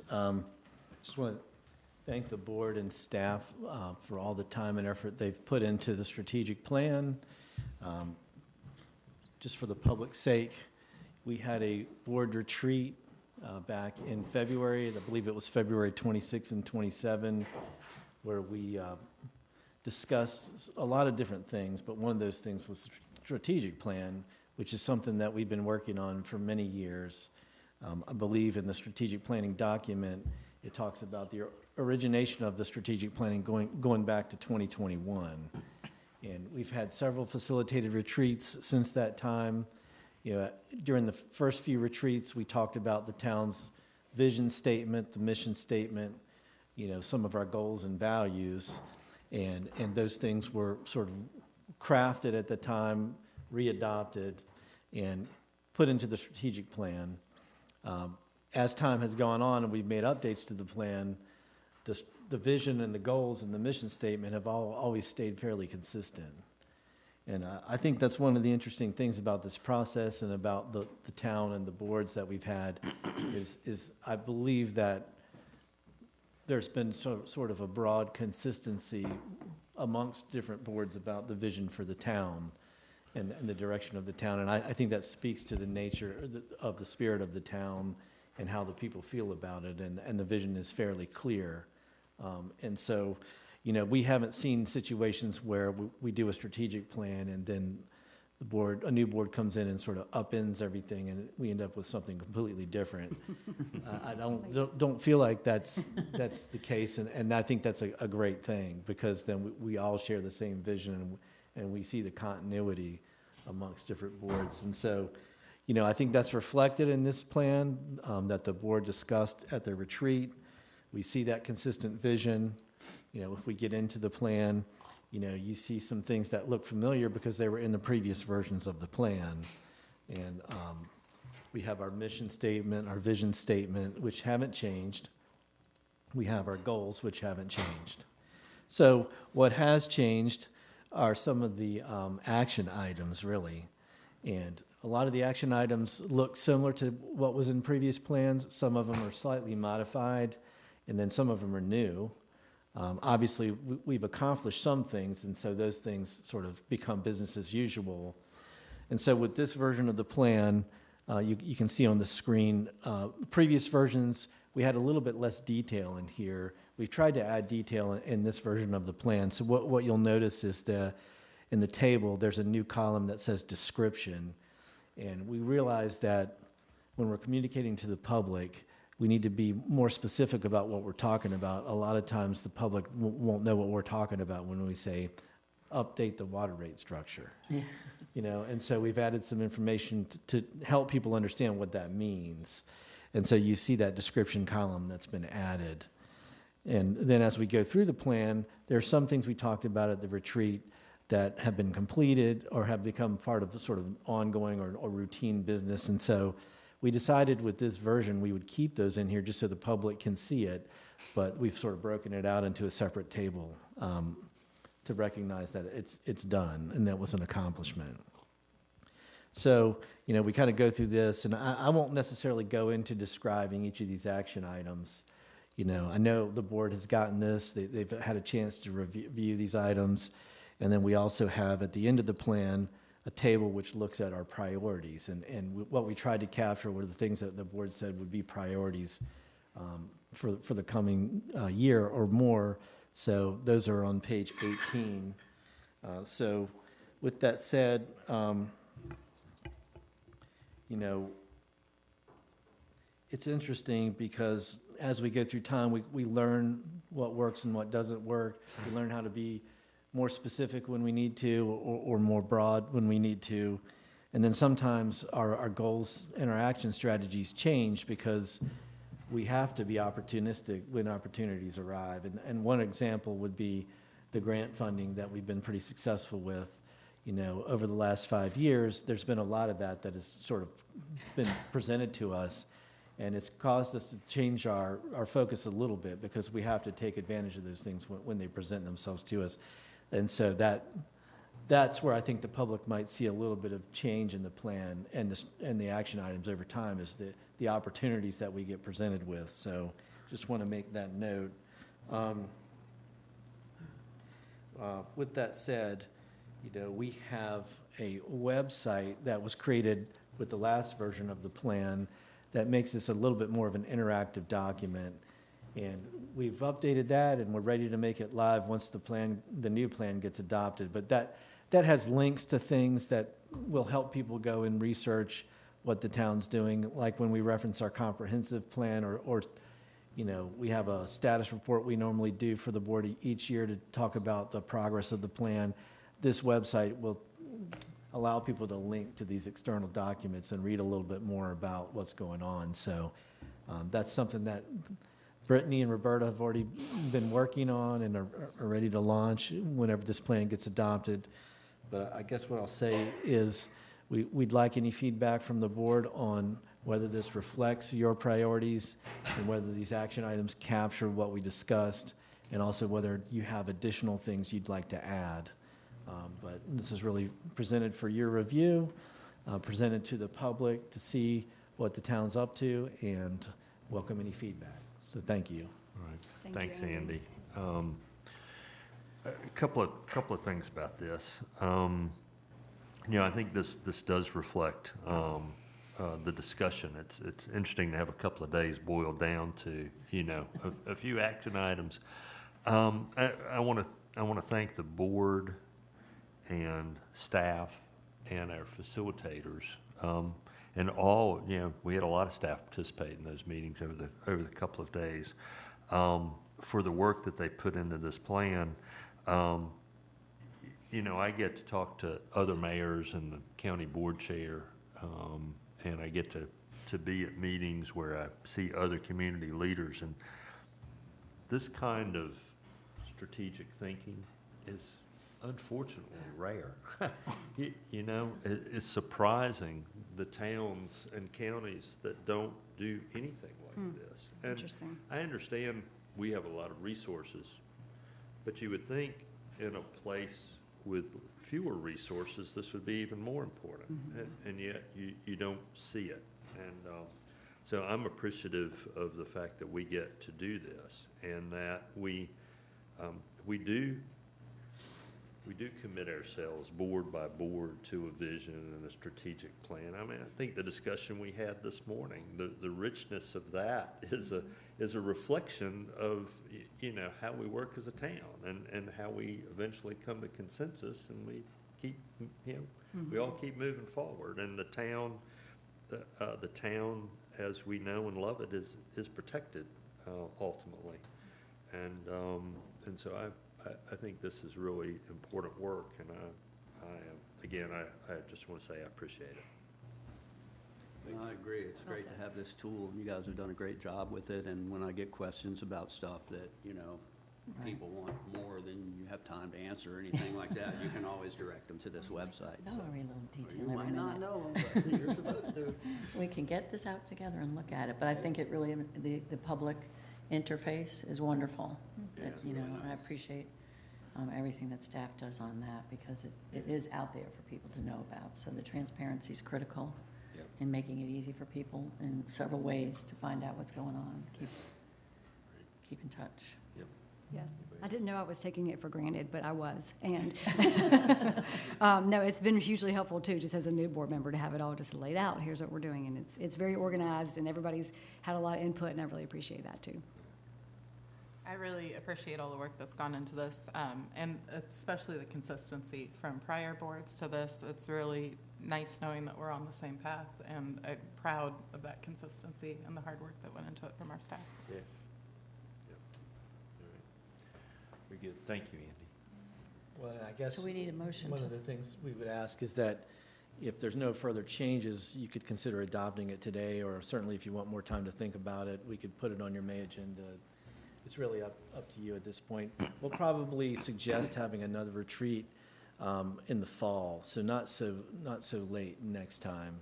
Right. And that'll be our next opportunity to talk about that, and I think we'll spend more time on it next time. And we've got some other ideas as well, but, Okay. but anyway, yeah, so it'll probably be, sometime in the fall, but that'll be up to the Okay. board. Okay. That's what we would suggest. All right. Well, does anybody want to make a motion to adopt? I'm happy to make a motion to adopt All right, is it- the strategic plan as presented. All right, is there a second? Second? I have a motion and a second. Any further discussion? Hearing none, all in favor say aye. Aye. Aye, opposed? All right, great, thank you. Thank you. The next item is consideration of a resolution in support of the Mid-Currituck Bridge, and I will not read that today like I do some of them.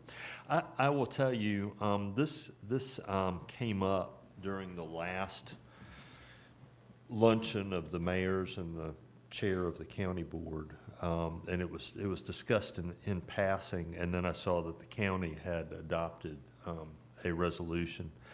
In particular, Southern Shores has asked that there be additional time to consider this going forward.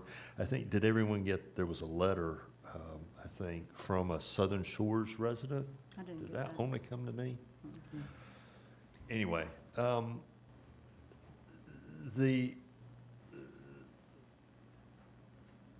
the bridge has achieved several milestones. It has its permits in place. It's been designed. Millions and millions of dollars have been spent on it to this date. But the discussion now is about its economic viability. And, has the state considered all of the tolling models that might be considered in order to get the bridge built? That's not clear. So Southern Shores just asked if we would all support leaving it in for one more cycle to see if there couldn't be a model found that would lead to the bridge going forward. And if not, then it's seemingly over. But given where we are, just give it one more shot. And that's basically what we're asking. So a motion to adopt the resolution would be in order. I move that we adopt this resolution in support of the Mid-County Bridge, All right, Mid-Currituck Bridge. Thank you. Do I have a second? Second? I have a motion and a second. Any further discussion? Hearing none, all in favor say aye. Aye. Opposed? All right, thank you. Let's see, that brings us to any items from the town attorney. And we do have one. We do, yes, Mr. Mayor. We are requesting an amendment to our existing contract for legal services. We last sought an increase or adjustment in our fees in 2023, so it's been 3 years, and what we've proposed is an amendment to our fee agreement to adjust our fees essentially based on the Consumer Price Index as of February I actually checked those numbers yesterday. The March numbers are now out, and if I'd waited a month, these numbers would be a good bit higher because there's been that much more inflation. But in any event, that's what we've proposed, and I'm happy to answer any questions about those adjustments. Okay, all right. Any questions for John? I'm sorry, John, you said the last one was 3 years ago? Yeah, 2023. Thank you. Yes, ma'am. Effective July 1, and that would be the same as this one, with the This would beginning be of the new fiscal year. Okay. Right. Okay. Is that sort of the average cycle of things, every few years, or? 2 to 3. I think Yeah. 1 year we waited 4 years, but, you know, in a perfect, there really wasn't that much inflation for the first 2 years of this last one, and then, you know, since it's been 3, I started thinking about this back at the end of the calendar year. I talked with Andy about making an adjustment, and then ran the numbers and drafted this revised agreement in February, and asked that it be put on at the meeting in April, so. Okay. All right. In that case, if there's no further questions for John, then perhaps a motion to approve the contract for legal services would be in order. I'll make a motion to approve this contract. Okay, Second. thank you. I have a motion and a second. Any further discussion? Hearing none, all in favor say aye. Aye. Opposed? All right, thank you. Thank you all very much. Thank you. Andy's gone. Thank you, John. Andy has stepped away, so I'm going to start with the Board of Commissioners agenda, and I'll start at my left with Molly. Do you have anything this I don't morning? have anything today. Okay, all right, thank you. Megan, I do not, thank you. Bob, And thank you. Megan? Clean sweep, nothing for me Okay, today. all right, good. Just on the mayor's agenda, I will be out most of next week. Tuesday and Wednesday are the Coastal Leadership Institute, and then Thursday and Friday are the Beaches, Inlets, and Waterways, which my wife always remembers as rivers, roads, and rails. That's what she calls it. I'll be at that conference Thursday and Friday. Did anybody else register for that? I'm not No. able to do that one. No. Okay. I'd like to. All right, very good. If I am going to try to get on the shared calendar today, and I don't know if everybody We all else- are. We all, yeah. Oh, we Karen's all got are? it. We're gonna have a Okay. tutorial. Okay, all hoping to right. have it. Okay, good. Well, we'll be efficient with our time. That's good. We have no closed sessions published. Before we go to the adjournment or the recess to the Stormwater Master Plan, any other business to come before the board? Did you have anything from the manager, since we skipped over that? Oh, yes, I'm sorry. I'm sorry. Skipped Yes, you, come Andy. I back didn't to. have anything else. Okay, all right, good. All right, hearing none, then a motion to recess to the Stormwater Master Plan Workshop would be in order. I'll make that motion. All right, do I have a second? Second? I have a motion and a second. All in favor signify by saying aye. Aye. Aye. Opposed? All right, thank you. All right.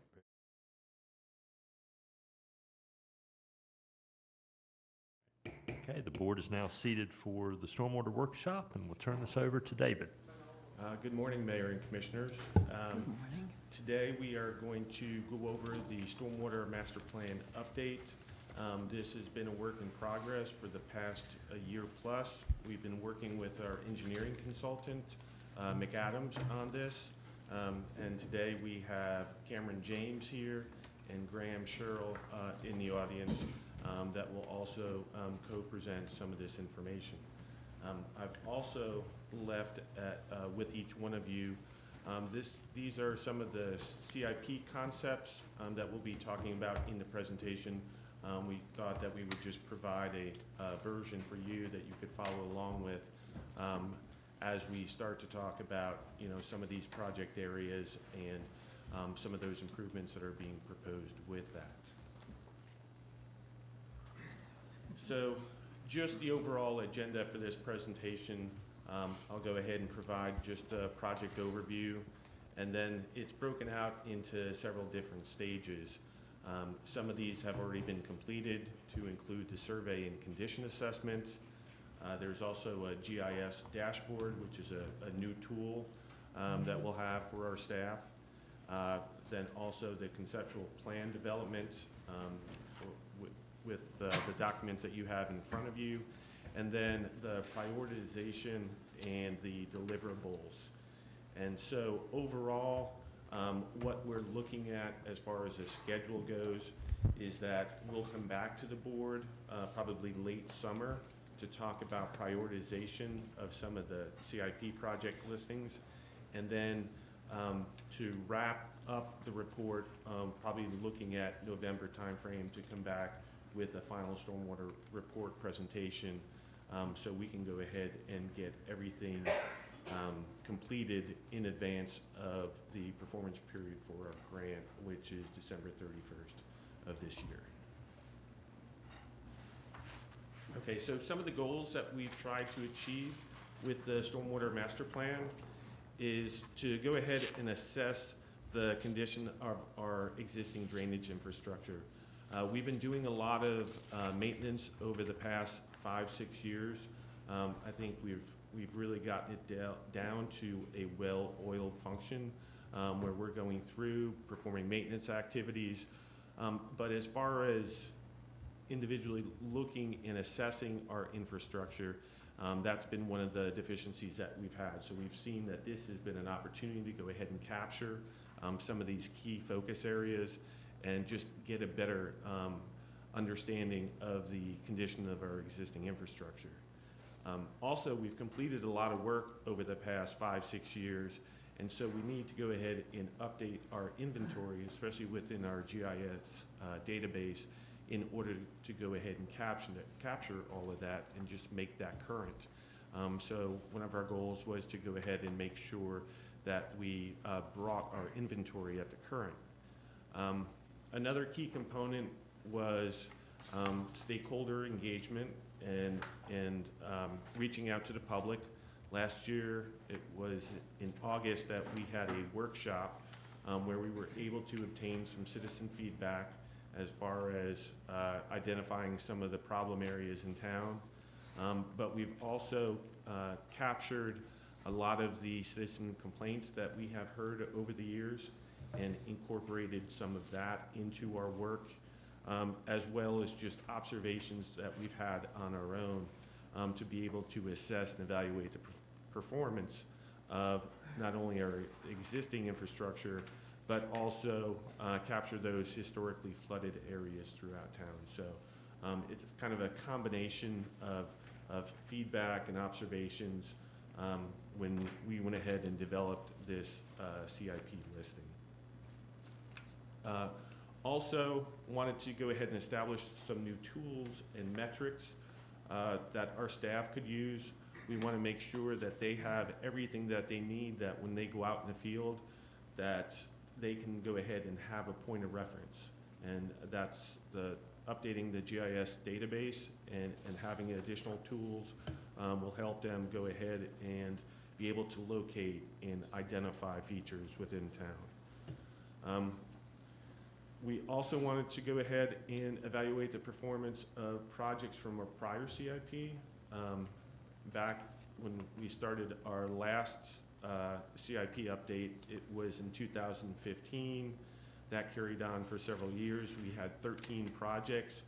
Of those 13 projects, I believe 9 are completed or in the process of being completed, but there was several that were either deferred to maintenance or they didn't meet the cost-benefit analysis. So we didn't want to leave those out because some of those areas still have issues. And so maybe we looked at them through a different lens to come up with different solutions to aid with addressing some of those areas. A big thing that we wanted to go ahead and focus on also was analyzing the South Memorial Avenue corridor. That's where our main drainage trunk line exists. And we know that we have an older standard, and because of that older standard, that maybe some areas of that system weren't functioning at their peak performance. So we wanted to go ahead and identify existing deficiencies within that system to be able to see what improvements could be made there to go ahead and increase that level of service. Also, we wanted to develop a scalable plan and look at potential phasing within projects. And we also want to make sure that we also consider funding as part of this, because some of these projects are very challenging and very complex, and we've got some that we've got 4 separate projects tied into one overall project.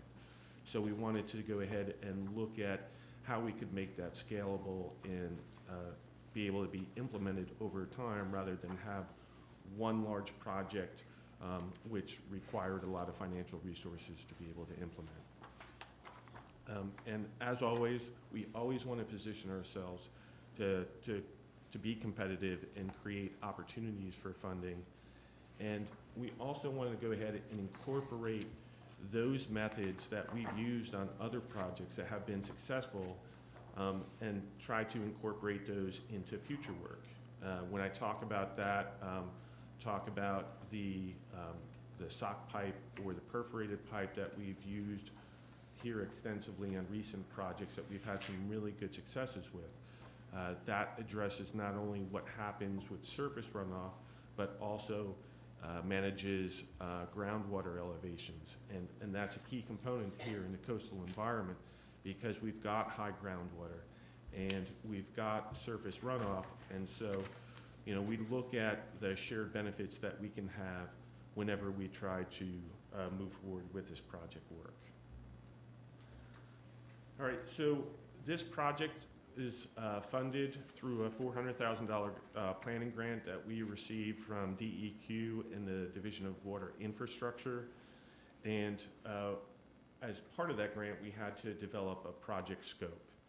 And so we've got it broken out into various parts. The first part was asset inventory and assessment. There was also the development of a interactive GIS dashboard.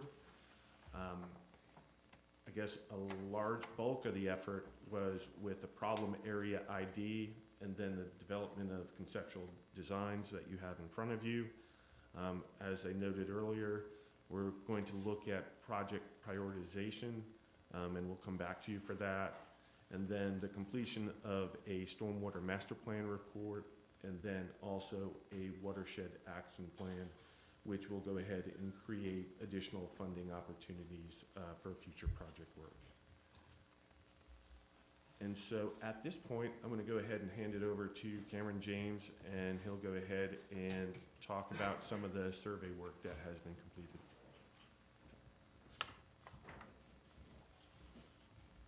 Right. Well, thank you, David, and thank you, Mayor and Commissioners.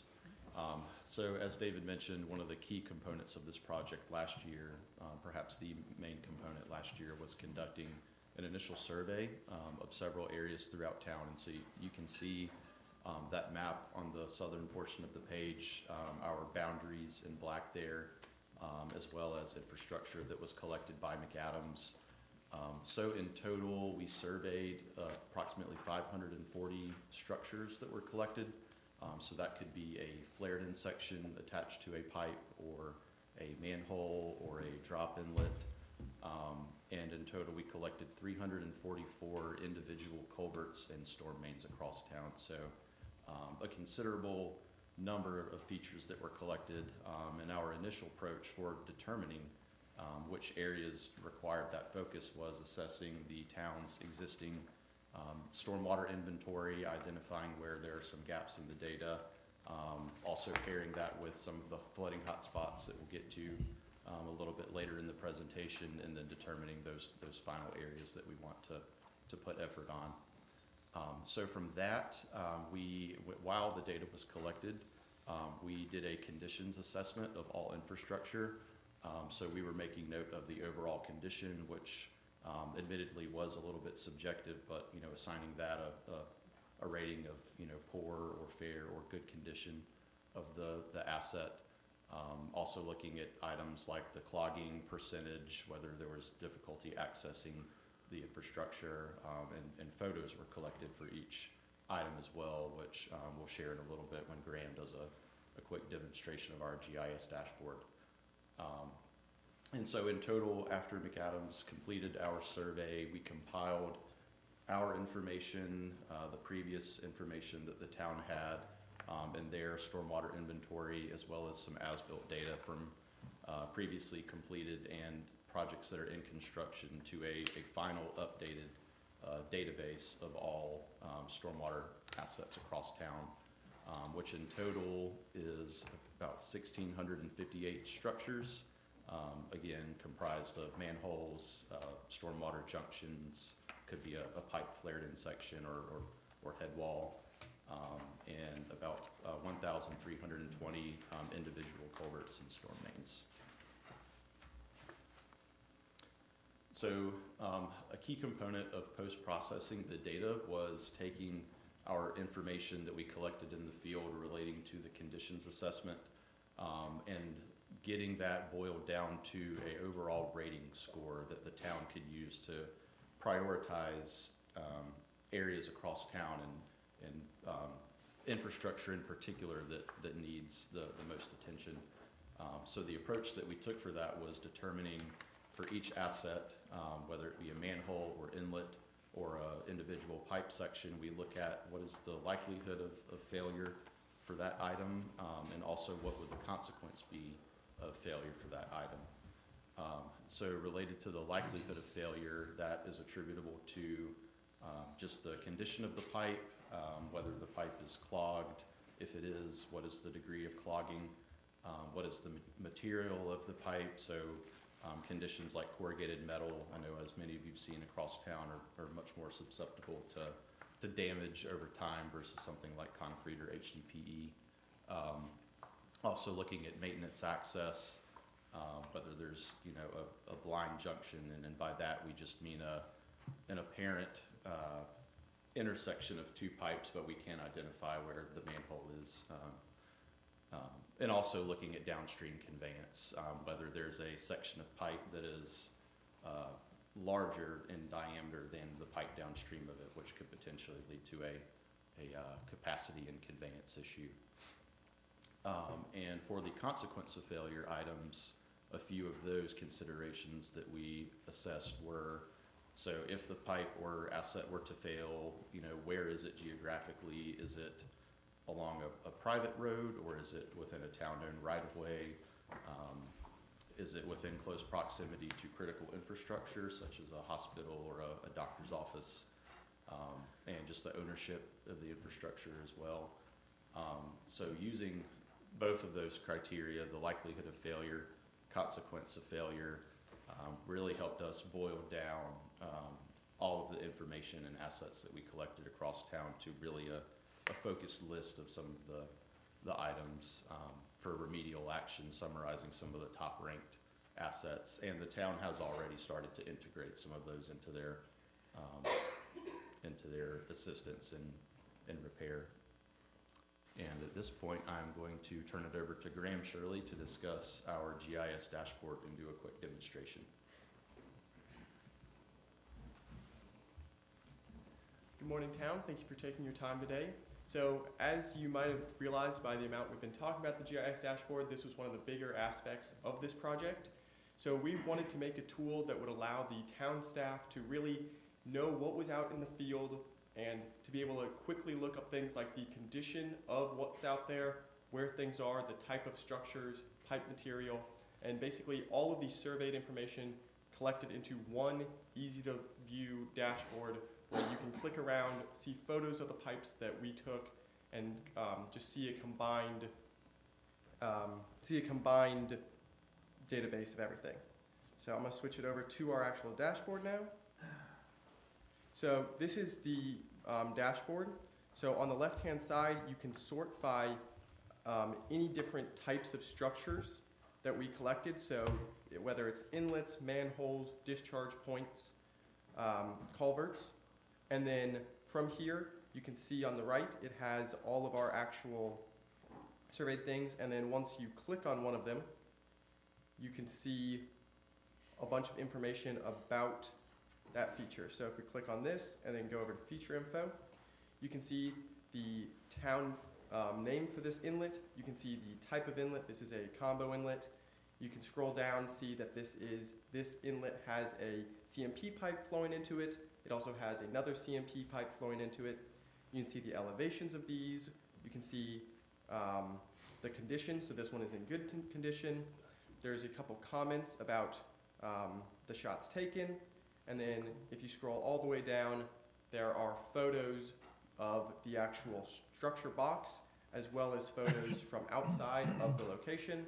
And then at the very bottom, it has linked to our prioritization or our condition assessment report, where you can see this is a very low priority ranking. This one's in good condition, like I mentioned, no clogging. And it really allows for the town to have all of this information in one place with a variety of features. So another thing you can do with this is you can actually set filters. So one of the important things about this dashboard is we were combining a lot of data. So McAdams ourselves did a survey. We had a previous town GIS dashboard that we incorporated data, and then we also incorporated as-built data from the previous years that was in between the town's last survey. And from that, you can do things like you can sort by what source of data this is from. So let's say you only want the McAdams survey. You can set a filter, and the town staff can see, okay, this is only the inlets that McAdams ourselves surveyed. Or maybe you only want pipes that are in poor condition. And so you can quickly go through and just easily visualize everything in one place and see.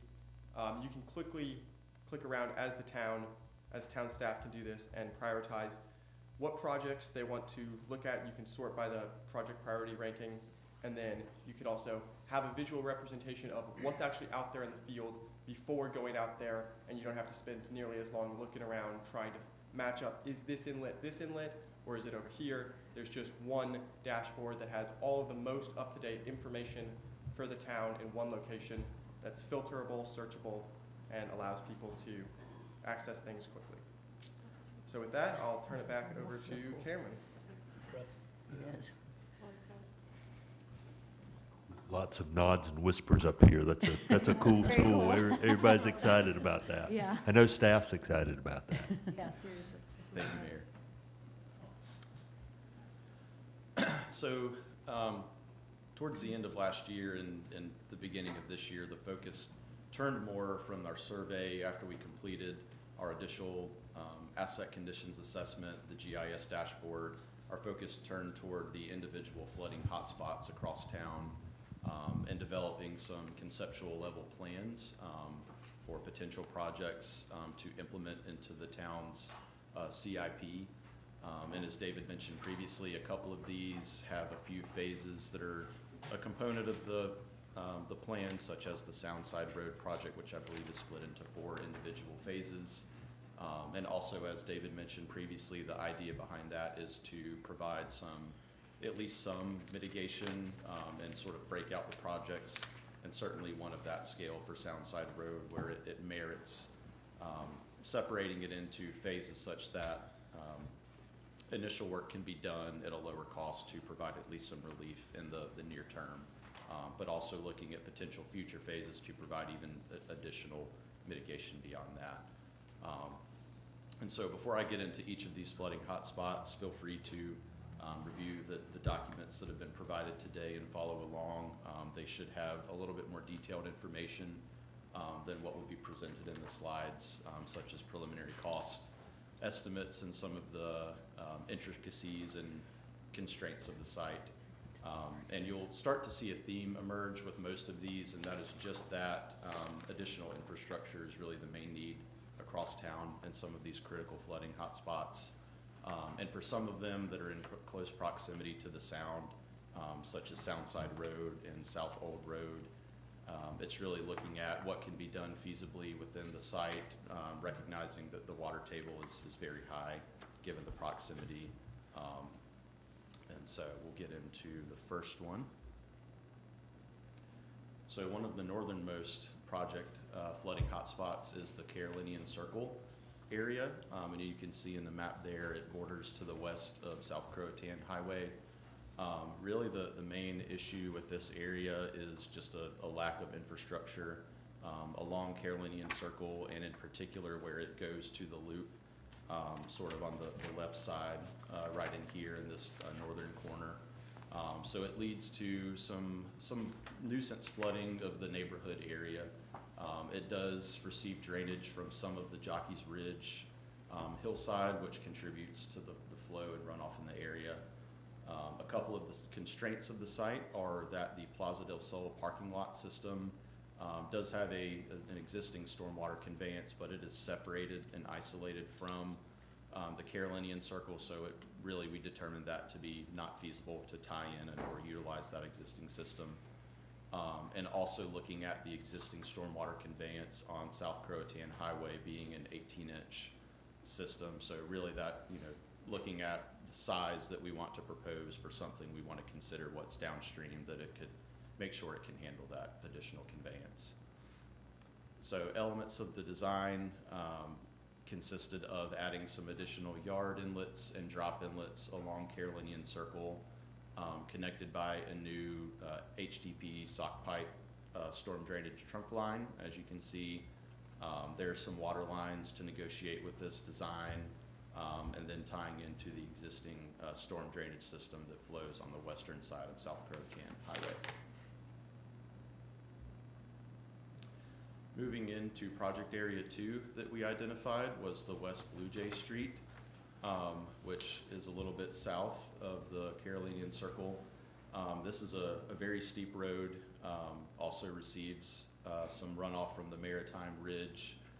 And the main issue that we have noticed and has been experienced at this location is that it flattens out there at South Pamlico Drive, and so really there is just a need of additional infrastructure to capture the drainage there where it ponds at the bottom, and just get it off of the road and out of that low spot and convey it to South Croatan.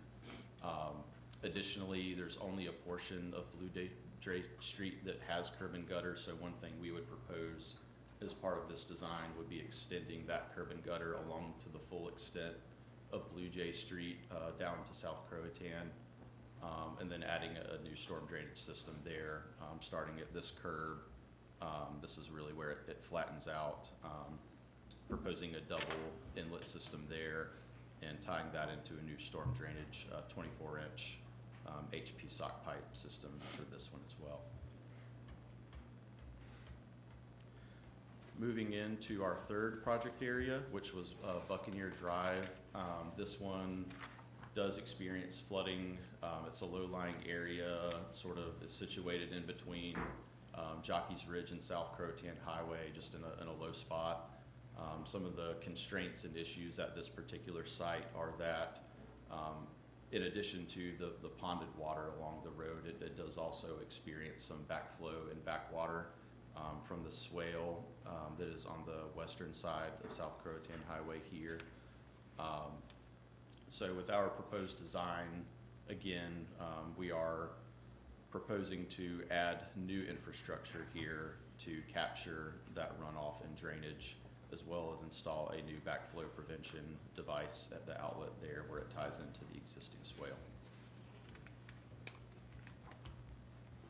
And then the next project site at West Lookout Road, just to the south of Buccaneer. Very similar issue going on at this location, also situated in between South Croatan Highway and the Jockey's Ridge runoff. Sort of collects there along West Lookout Road. Also experiences from noted from local property owners in the area of backflow from the swale at South Croatan, backing up into the road. So with this one, we just called for the outfall pipe, which is right here, to be cleaned out. We determined through our conditions assessment that it's really not in bad shape, so why not just reutilize that outfall pipe? And then we would add a new storm drainage system consisting of the HDPE sock pipe, which really allows for that infiltration. It's the perforated pipe, and so it provides storage in the pipe itself, as well as increased infiltrative benefit.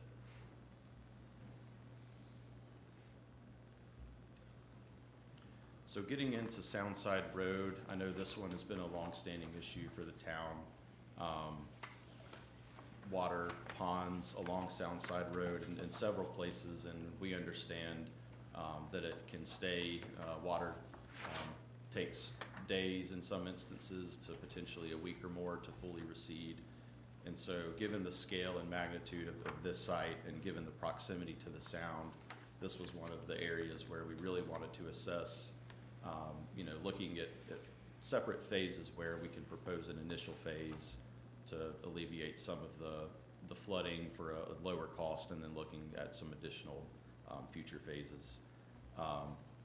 So again, to reiterate the issues currently experienced at this site, so Soundside Road experiences overwashing from the sound and also flooding from storm events.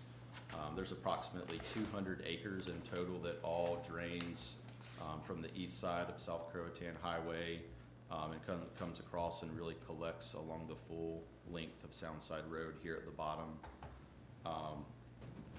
The water table is very high here, given the proximity to the sound, and there's just little room for proposed infrastructure there. And so we will get into the first phase of this one. So phase one includes installing just this bottom section along Soundside Road, which would be a new, I believe, a 36-inch HDPE sock pipe drainage line along Soundside Road, which would be a closed system. It would not have any outfall, but it would serve to provide flood storage and add infiltrative benefit beyond the state that the site is currently in. And then phase two would consist of adding a new storm drainage system along Ridgeview Way, which is situated up here, where currently we understand there's just a lack of infrastructure in this area as well, and it would benefit from adding some inlets and piping.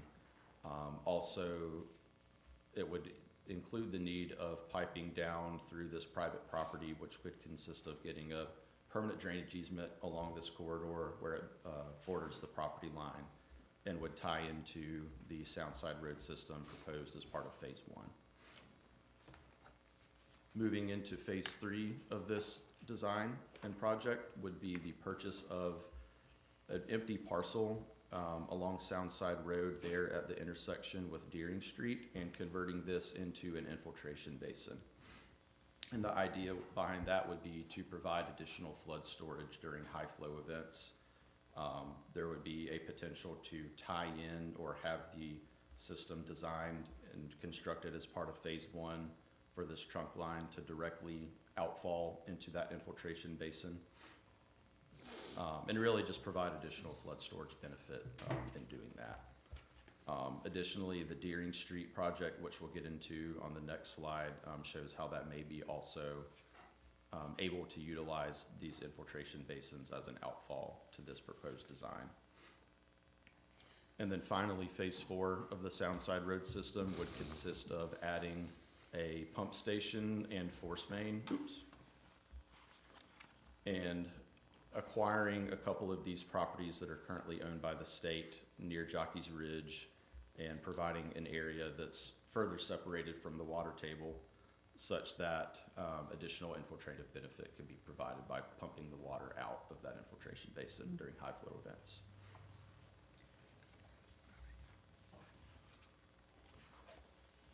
Moving into the West Deering Street project, this was the one just to the north there of Soundside Road.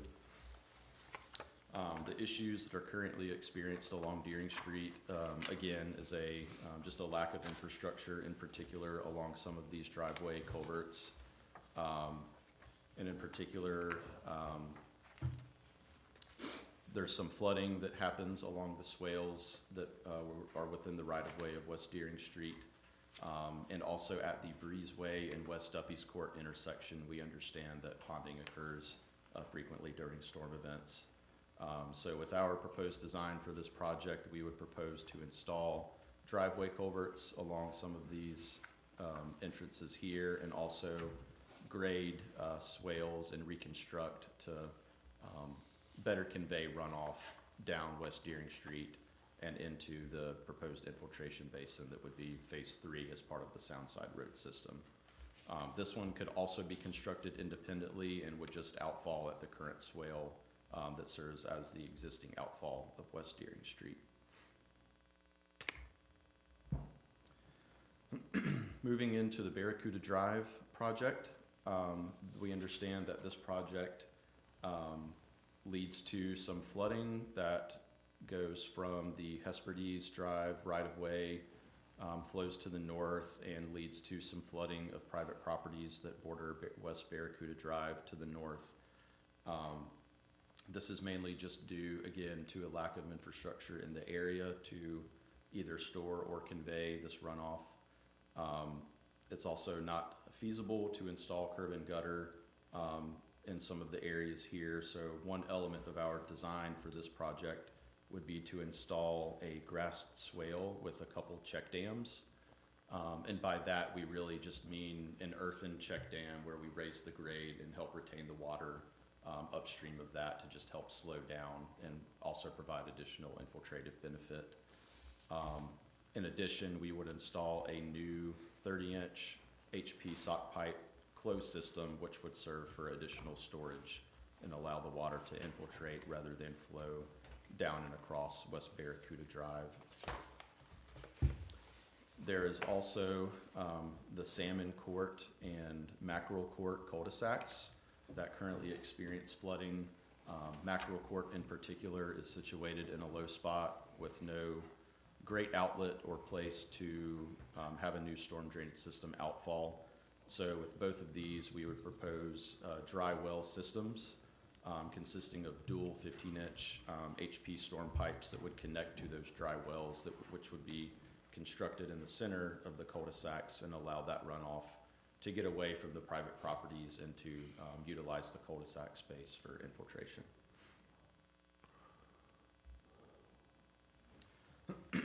Moving into the Dune Street project area 7. This one,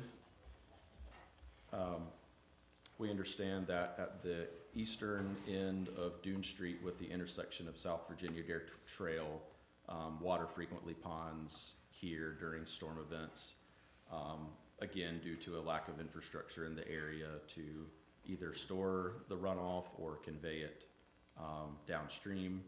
And so our proposed design for this project would be to install 24-inch perforated sock pipe along the southern right-of-way of Dune Street. There currently is a water line on the northern side of Dune Street, which would inhibit putting it on the north side. This is another one that we have split into a phase 1 and then a potential phase 2A and 2B. And so you can see the phase 1 is the text in the black here, which would only consist of the closed storm drainage system to store the runoff and infiltrate.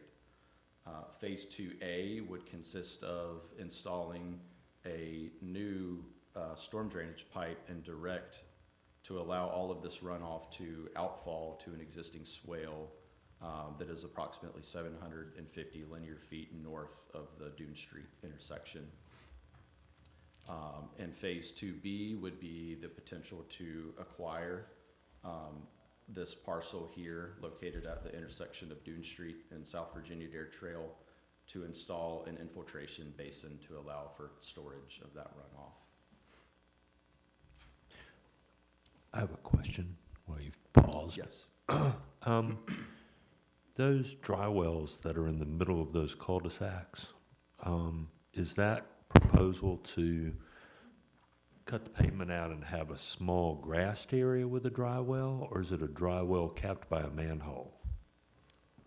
David, would you like to answer that one? Okay. It would be very similar in nature to what we did in Old Nags Head Place. Okay.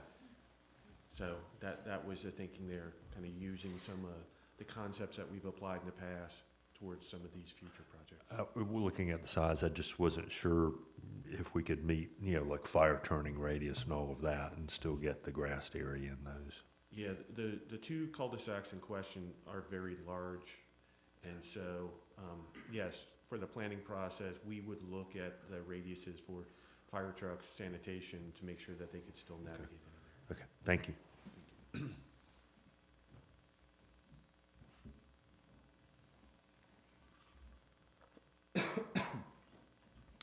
Okay, moving into the Seven Sisters subdivision, which is our project area 8. This is along Enterprise Street to the west of South Virginia Dare Trail. And this flooding hotspot currently just has a lack of infrastructure along Enterprise Street and experiences flooding during storm events, as well as backflow from the existing swale and channel that borders South Virginia Dare Trail to the west here. And currently the driveways of these properties along Enterprise Street are graded such that the bottom of the driveways are utilized for channel and swale conveyance versus, typically thinking about a driveway that may be elevated to have a culvert go underneath it. These driveways are inverted such that it allows that water to be channelized down.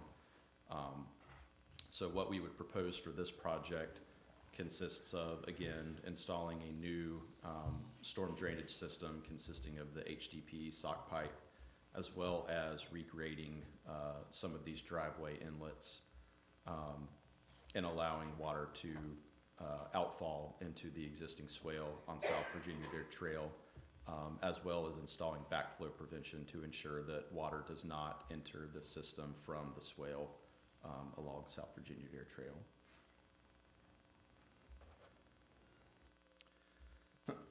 Moving into the South Old Road project area, this was another one that we have split out into a phase 1 and then a potential phase 2. Given the proximity of this site to the sound, really it becomes a matter of what is feasible to do here and what will provide a measurable benefit. And so for phase 1, we are proposing to install a new storm drainage trunk line along South Old Road here to help capture and store some of the runoff. I believe it's only 7 or 8 acres in total that drains down through here, so it's not a lot of drainage, but the problem is between the low spot there and the proximity to the sound, and also getting some overwash from, there's a channel just through here. I'm not sure if you can see it with some of the contours, but there's a channel that drains some of the golf course, and so there's some of that backs up into South Old Road currently. There is an existing outfall that exists, but there is no pipe currently at this site, so we would propose to install a new outfall here and have an outlet before the existing wetlands, and install backflow prevention at the outlet of this, as well as at the northern end of the road as well.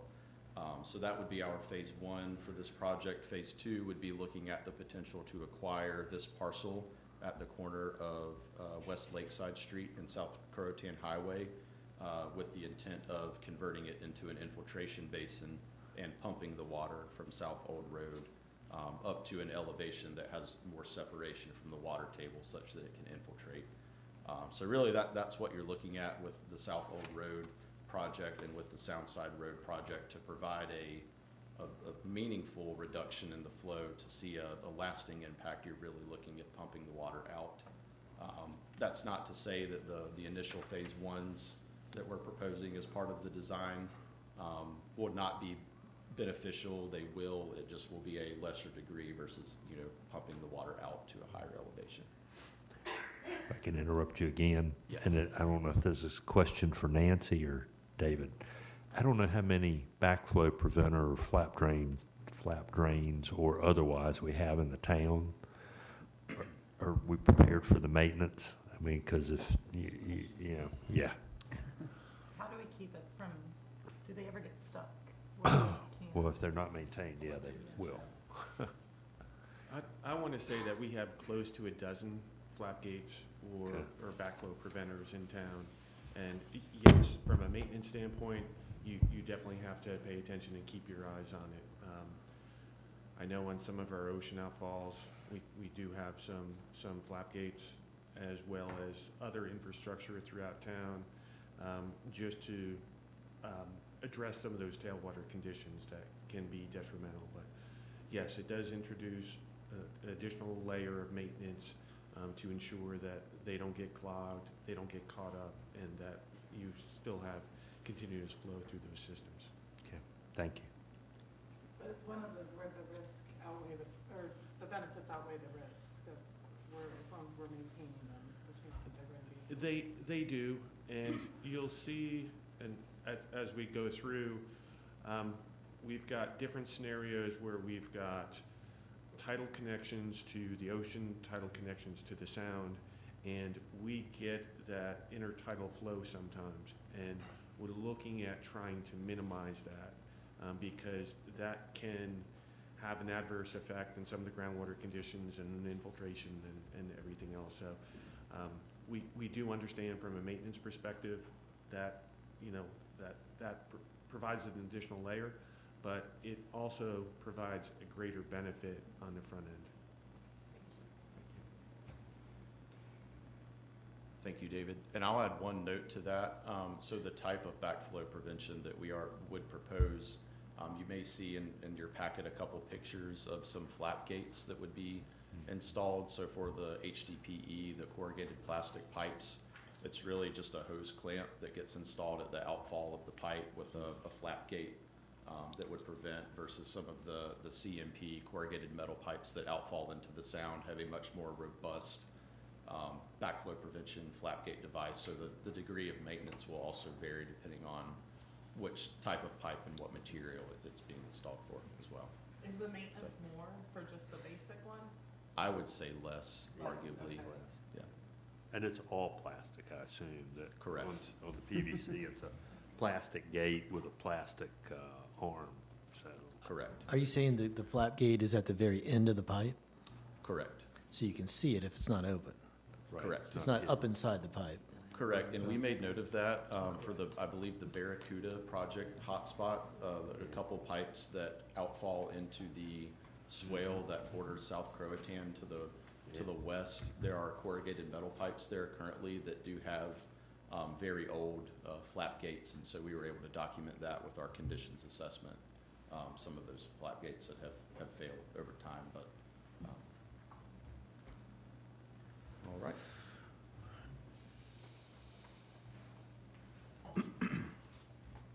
Moving into the Whalebone Junction flooding hotspot. This is located near Gulfstream Street and South Old Oregon Inlet Road, adjacent to the park and Jeanette's Pier. Currently, this site near the Duneburger restaurant in particular, the parking lot experiences some flooding due to runoff from South Virginia Dare Trail that comes up from the north. Currently, there again in this location is a lack of infrastructure to either store this water or convey this water downstream. So our design for this project is split into two segments. And so the first segment on the north side would be to install a valley curb or curb ramp in front of the Duneburger parking lot and regrade that corridor of the road in connection to the parking lot as necessary for that, along with some curb inlets there to capture that water and then convey that northward to tie into an existing storm drainage system which flows through the Whalebone Park area here. And then on the southern end of our proposed improvements is a new 18-inch HDPE storm drainage trunk line. Along some of these driveway entrances, there's a swale there currently, and water ponds in those areas as well. And so just getting all of that water below the ground and also tying that into the existing channel which comes across. There's a pipe that goes across Gulfstream Street and then outfalls into a swale here that ultimately drains and flows across and outfalls into the sound. The third component of our proposed design for the Whalebone Junction hotspot would be the installation of a flat gate backflow prevention device at the outfall of the existing 30-inch HDPE pipe. I believe there's another image of what that type of backflow prevention device would look like. But we do also understand that a component of the flooding issue at this hotspot is backflow that comes from the sound and enters this storm drainage system, which inhibits its conveyance capacity and potential to drain some of these upstream flooding areas. moving to the south of the South Oregon Inlet Road near the Ramp 1 outfall. Really the main item with this location is just that the existing corrugated metal outfall pipe experiences backflow from the sound and gets into the swale on the western side of South Oregon Inlet Road, which inhibits its ability to drain. And so we would propose for this project to install a new junction box and flap gate backflow prevention along the existing 36-inch outlet pipe. And again, I believe in the concept exhibit, the image of what that type of flap gate prevention would be a little bit different, since this is a corrugated metal pipe. We would be retrofitting into a junction box versus having a backflow prevention at the outfall of an HDPE pipe, such as in the other flooding hotspots. So really just installing a backflow prevention for this site. And then moving into Memorial Avenue, as David mentioned previously, the trunk line of Memorial Avenue going all the way up to 8th Street on the north end has 2 outfalls into the ocean.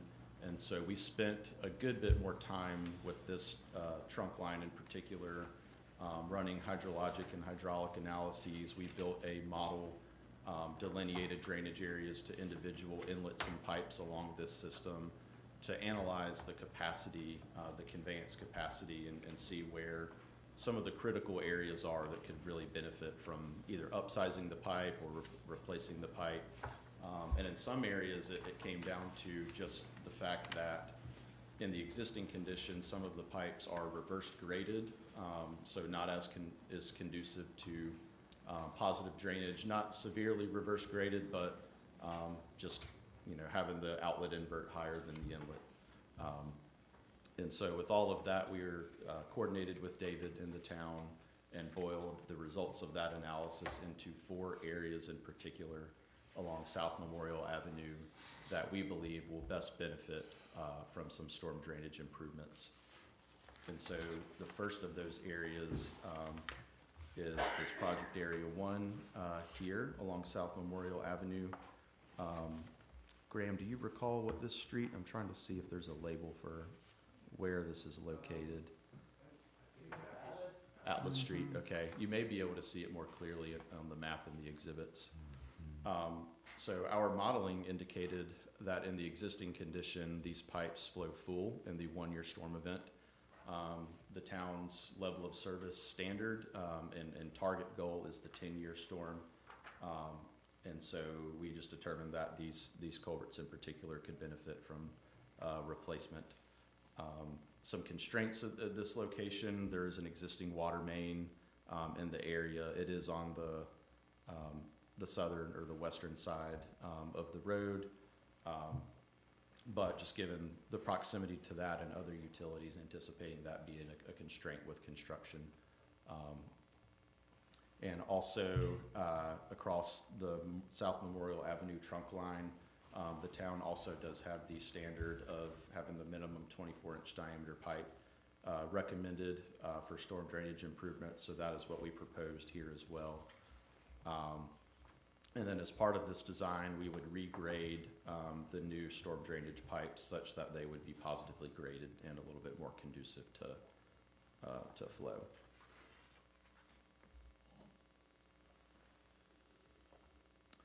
The second area on South Memorial Avenue that we identified was near Admiral Street. Our modeling indicated that the system does flow full in the 10-year storm, so it would be meeting a lesser level of service. A couple key issues with the site, again, is the reverse grading or negatively sloped pipes in the existing condition, proximity to existing water main and some other utilities in the area. So our design for this project would consist of upsizing the existing 24-inch HP pipe to a proposed 30-inch pipe, and also would integrate with ongoing construction and improvements there near Admiral Street for storm drainage and sidewalk that is either currently under construction or nearing construction at this site. I believe that is it for this one. The third area that was identified along the South Memorial Avenue trunk line was near Bonnet Street, the intersection. There is a pipe, it's an existing 15-inch pipe which crosses South Memorial Avenue. Our modeling indicated that this pipe surcharges in the 2-year storm event. It is also restricted by downstream conveyance capacity. So we would propose upsizing this pipe to I believe a 24-inch HDPE, just to provide some relief and additional conveyance capacity of that system.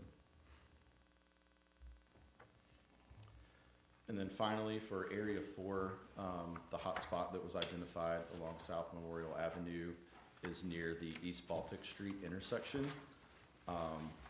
Our modeling indicated that this site surcharged in the 2-year storm event. And so when we say surcharge, we mean that the existing pipe would be flowing full, or that the elevation would be above the crown or the top of the pipe, such that it would be potentially coming out of the structure or backing up upstream of the structure. Again, key constraints of this site include proximity to existing water main and other utilities in the area, as well as restriction by downstream conveyance. And so with all of these, each of these 4 project areas along South Memorial Avenue, we had to assess the location of the site in relation to the sizing and type of pipe material that is upstream and downstream to make sure that our proposed design fits in appropriately, considering that.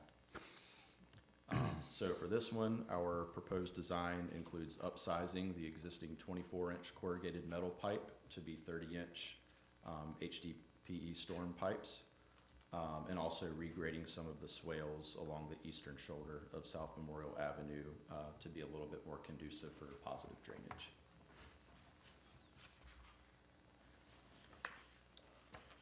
And the last flooding hotspot and proposed project that we have is Project Area 13 on East Epstein Street, I believe pretty close to here at Town Hall.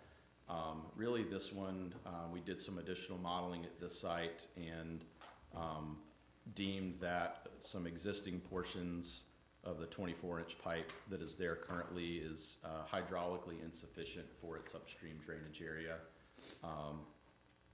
And so we're proposing to upsize a stretch there from the northern side of East Epstein Street to, there is a dual 24-inch pipe that flows back to the west here and outfalls into a ditch on the east side of South Croatan Highway. So we'd be proposing to upsize a couple sections of existing 24 to be 30-inch pipe to increase that conveyance and increase the hydraulic capacity of the pipe.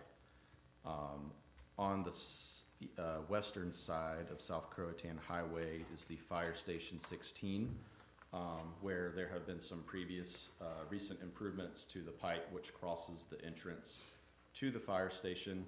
I believe that was upsized to be a 36-inch pipe.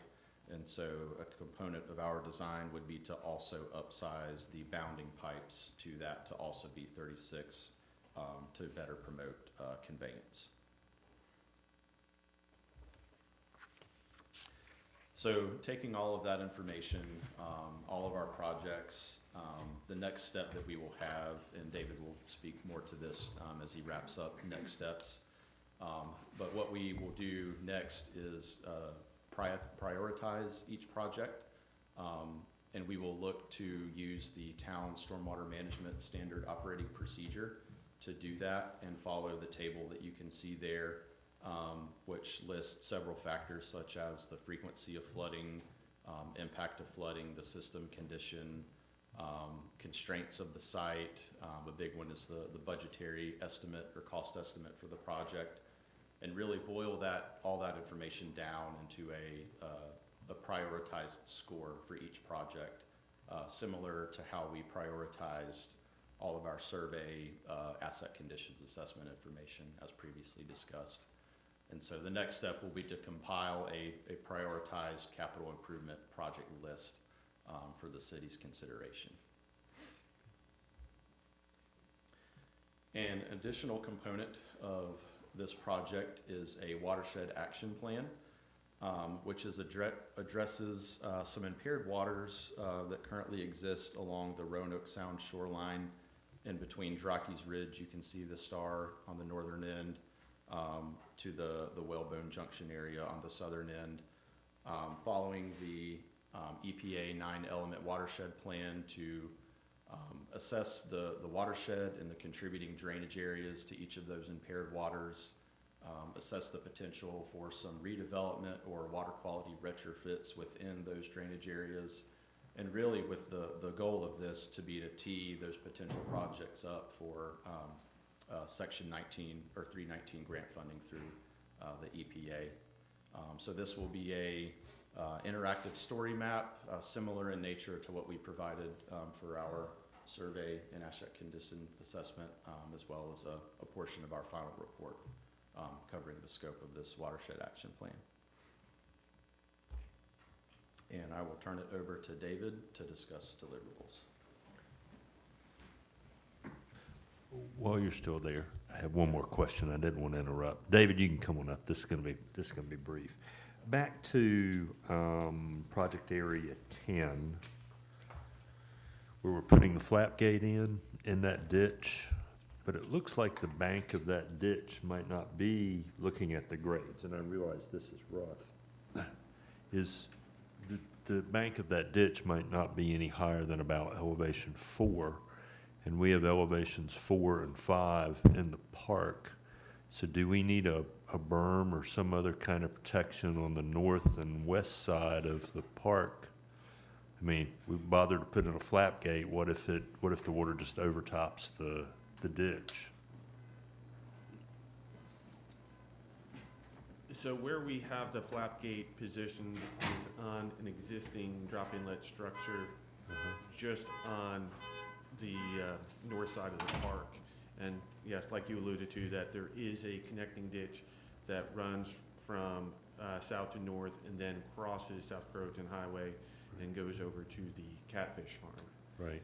And so, yes, the elevations there at the park are right around a 5 for the finished grades.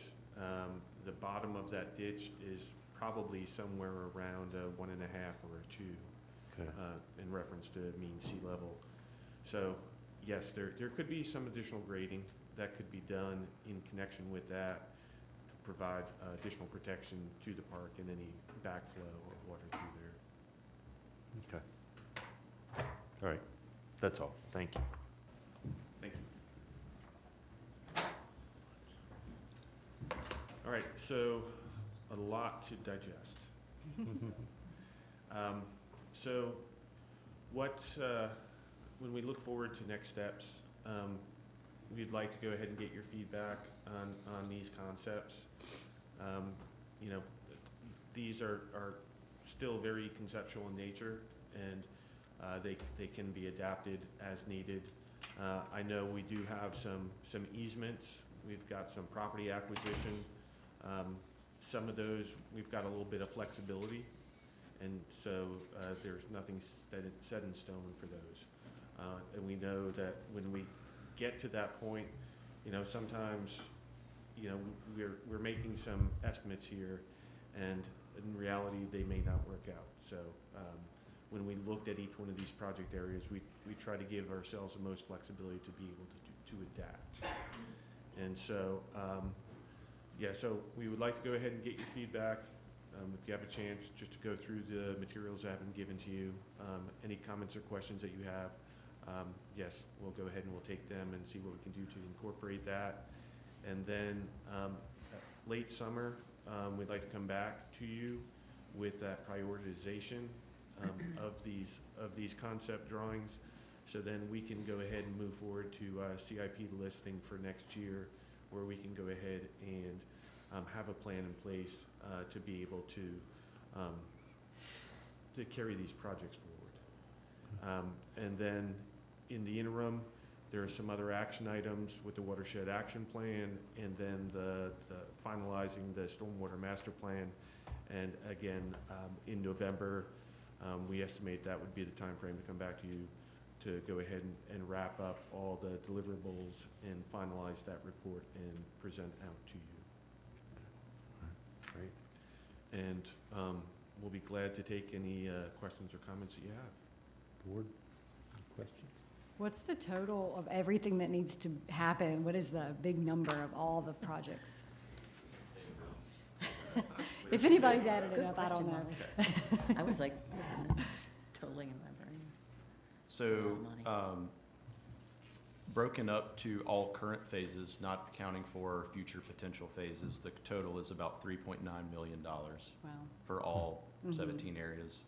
Considering future phases, integrating into that is an additional $2.5 million, for a grand total of everything being about $6.4 million. Okay.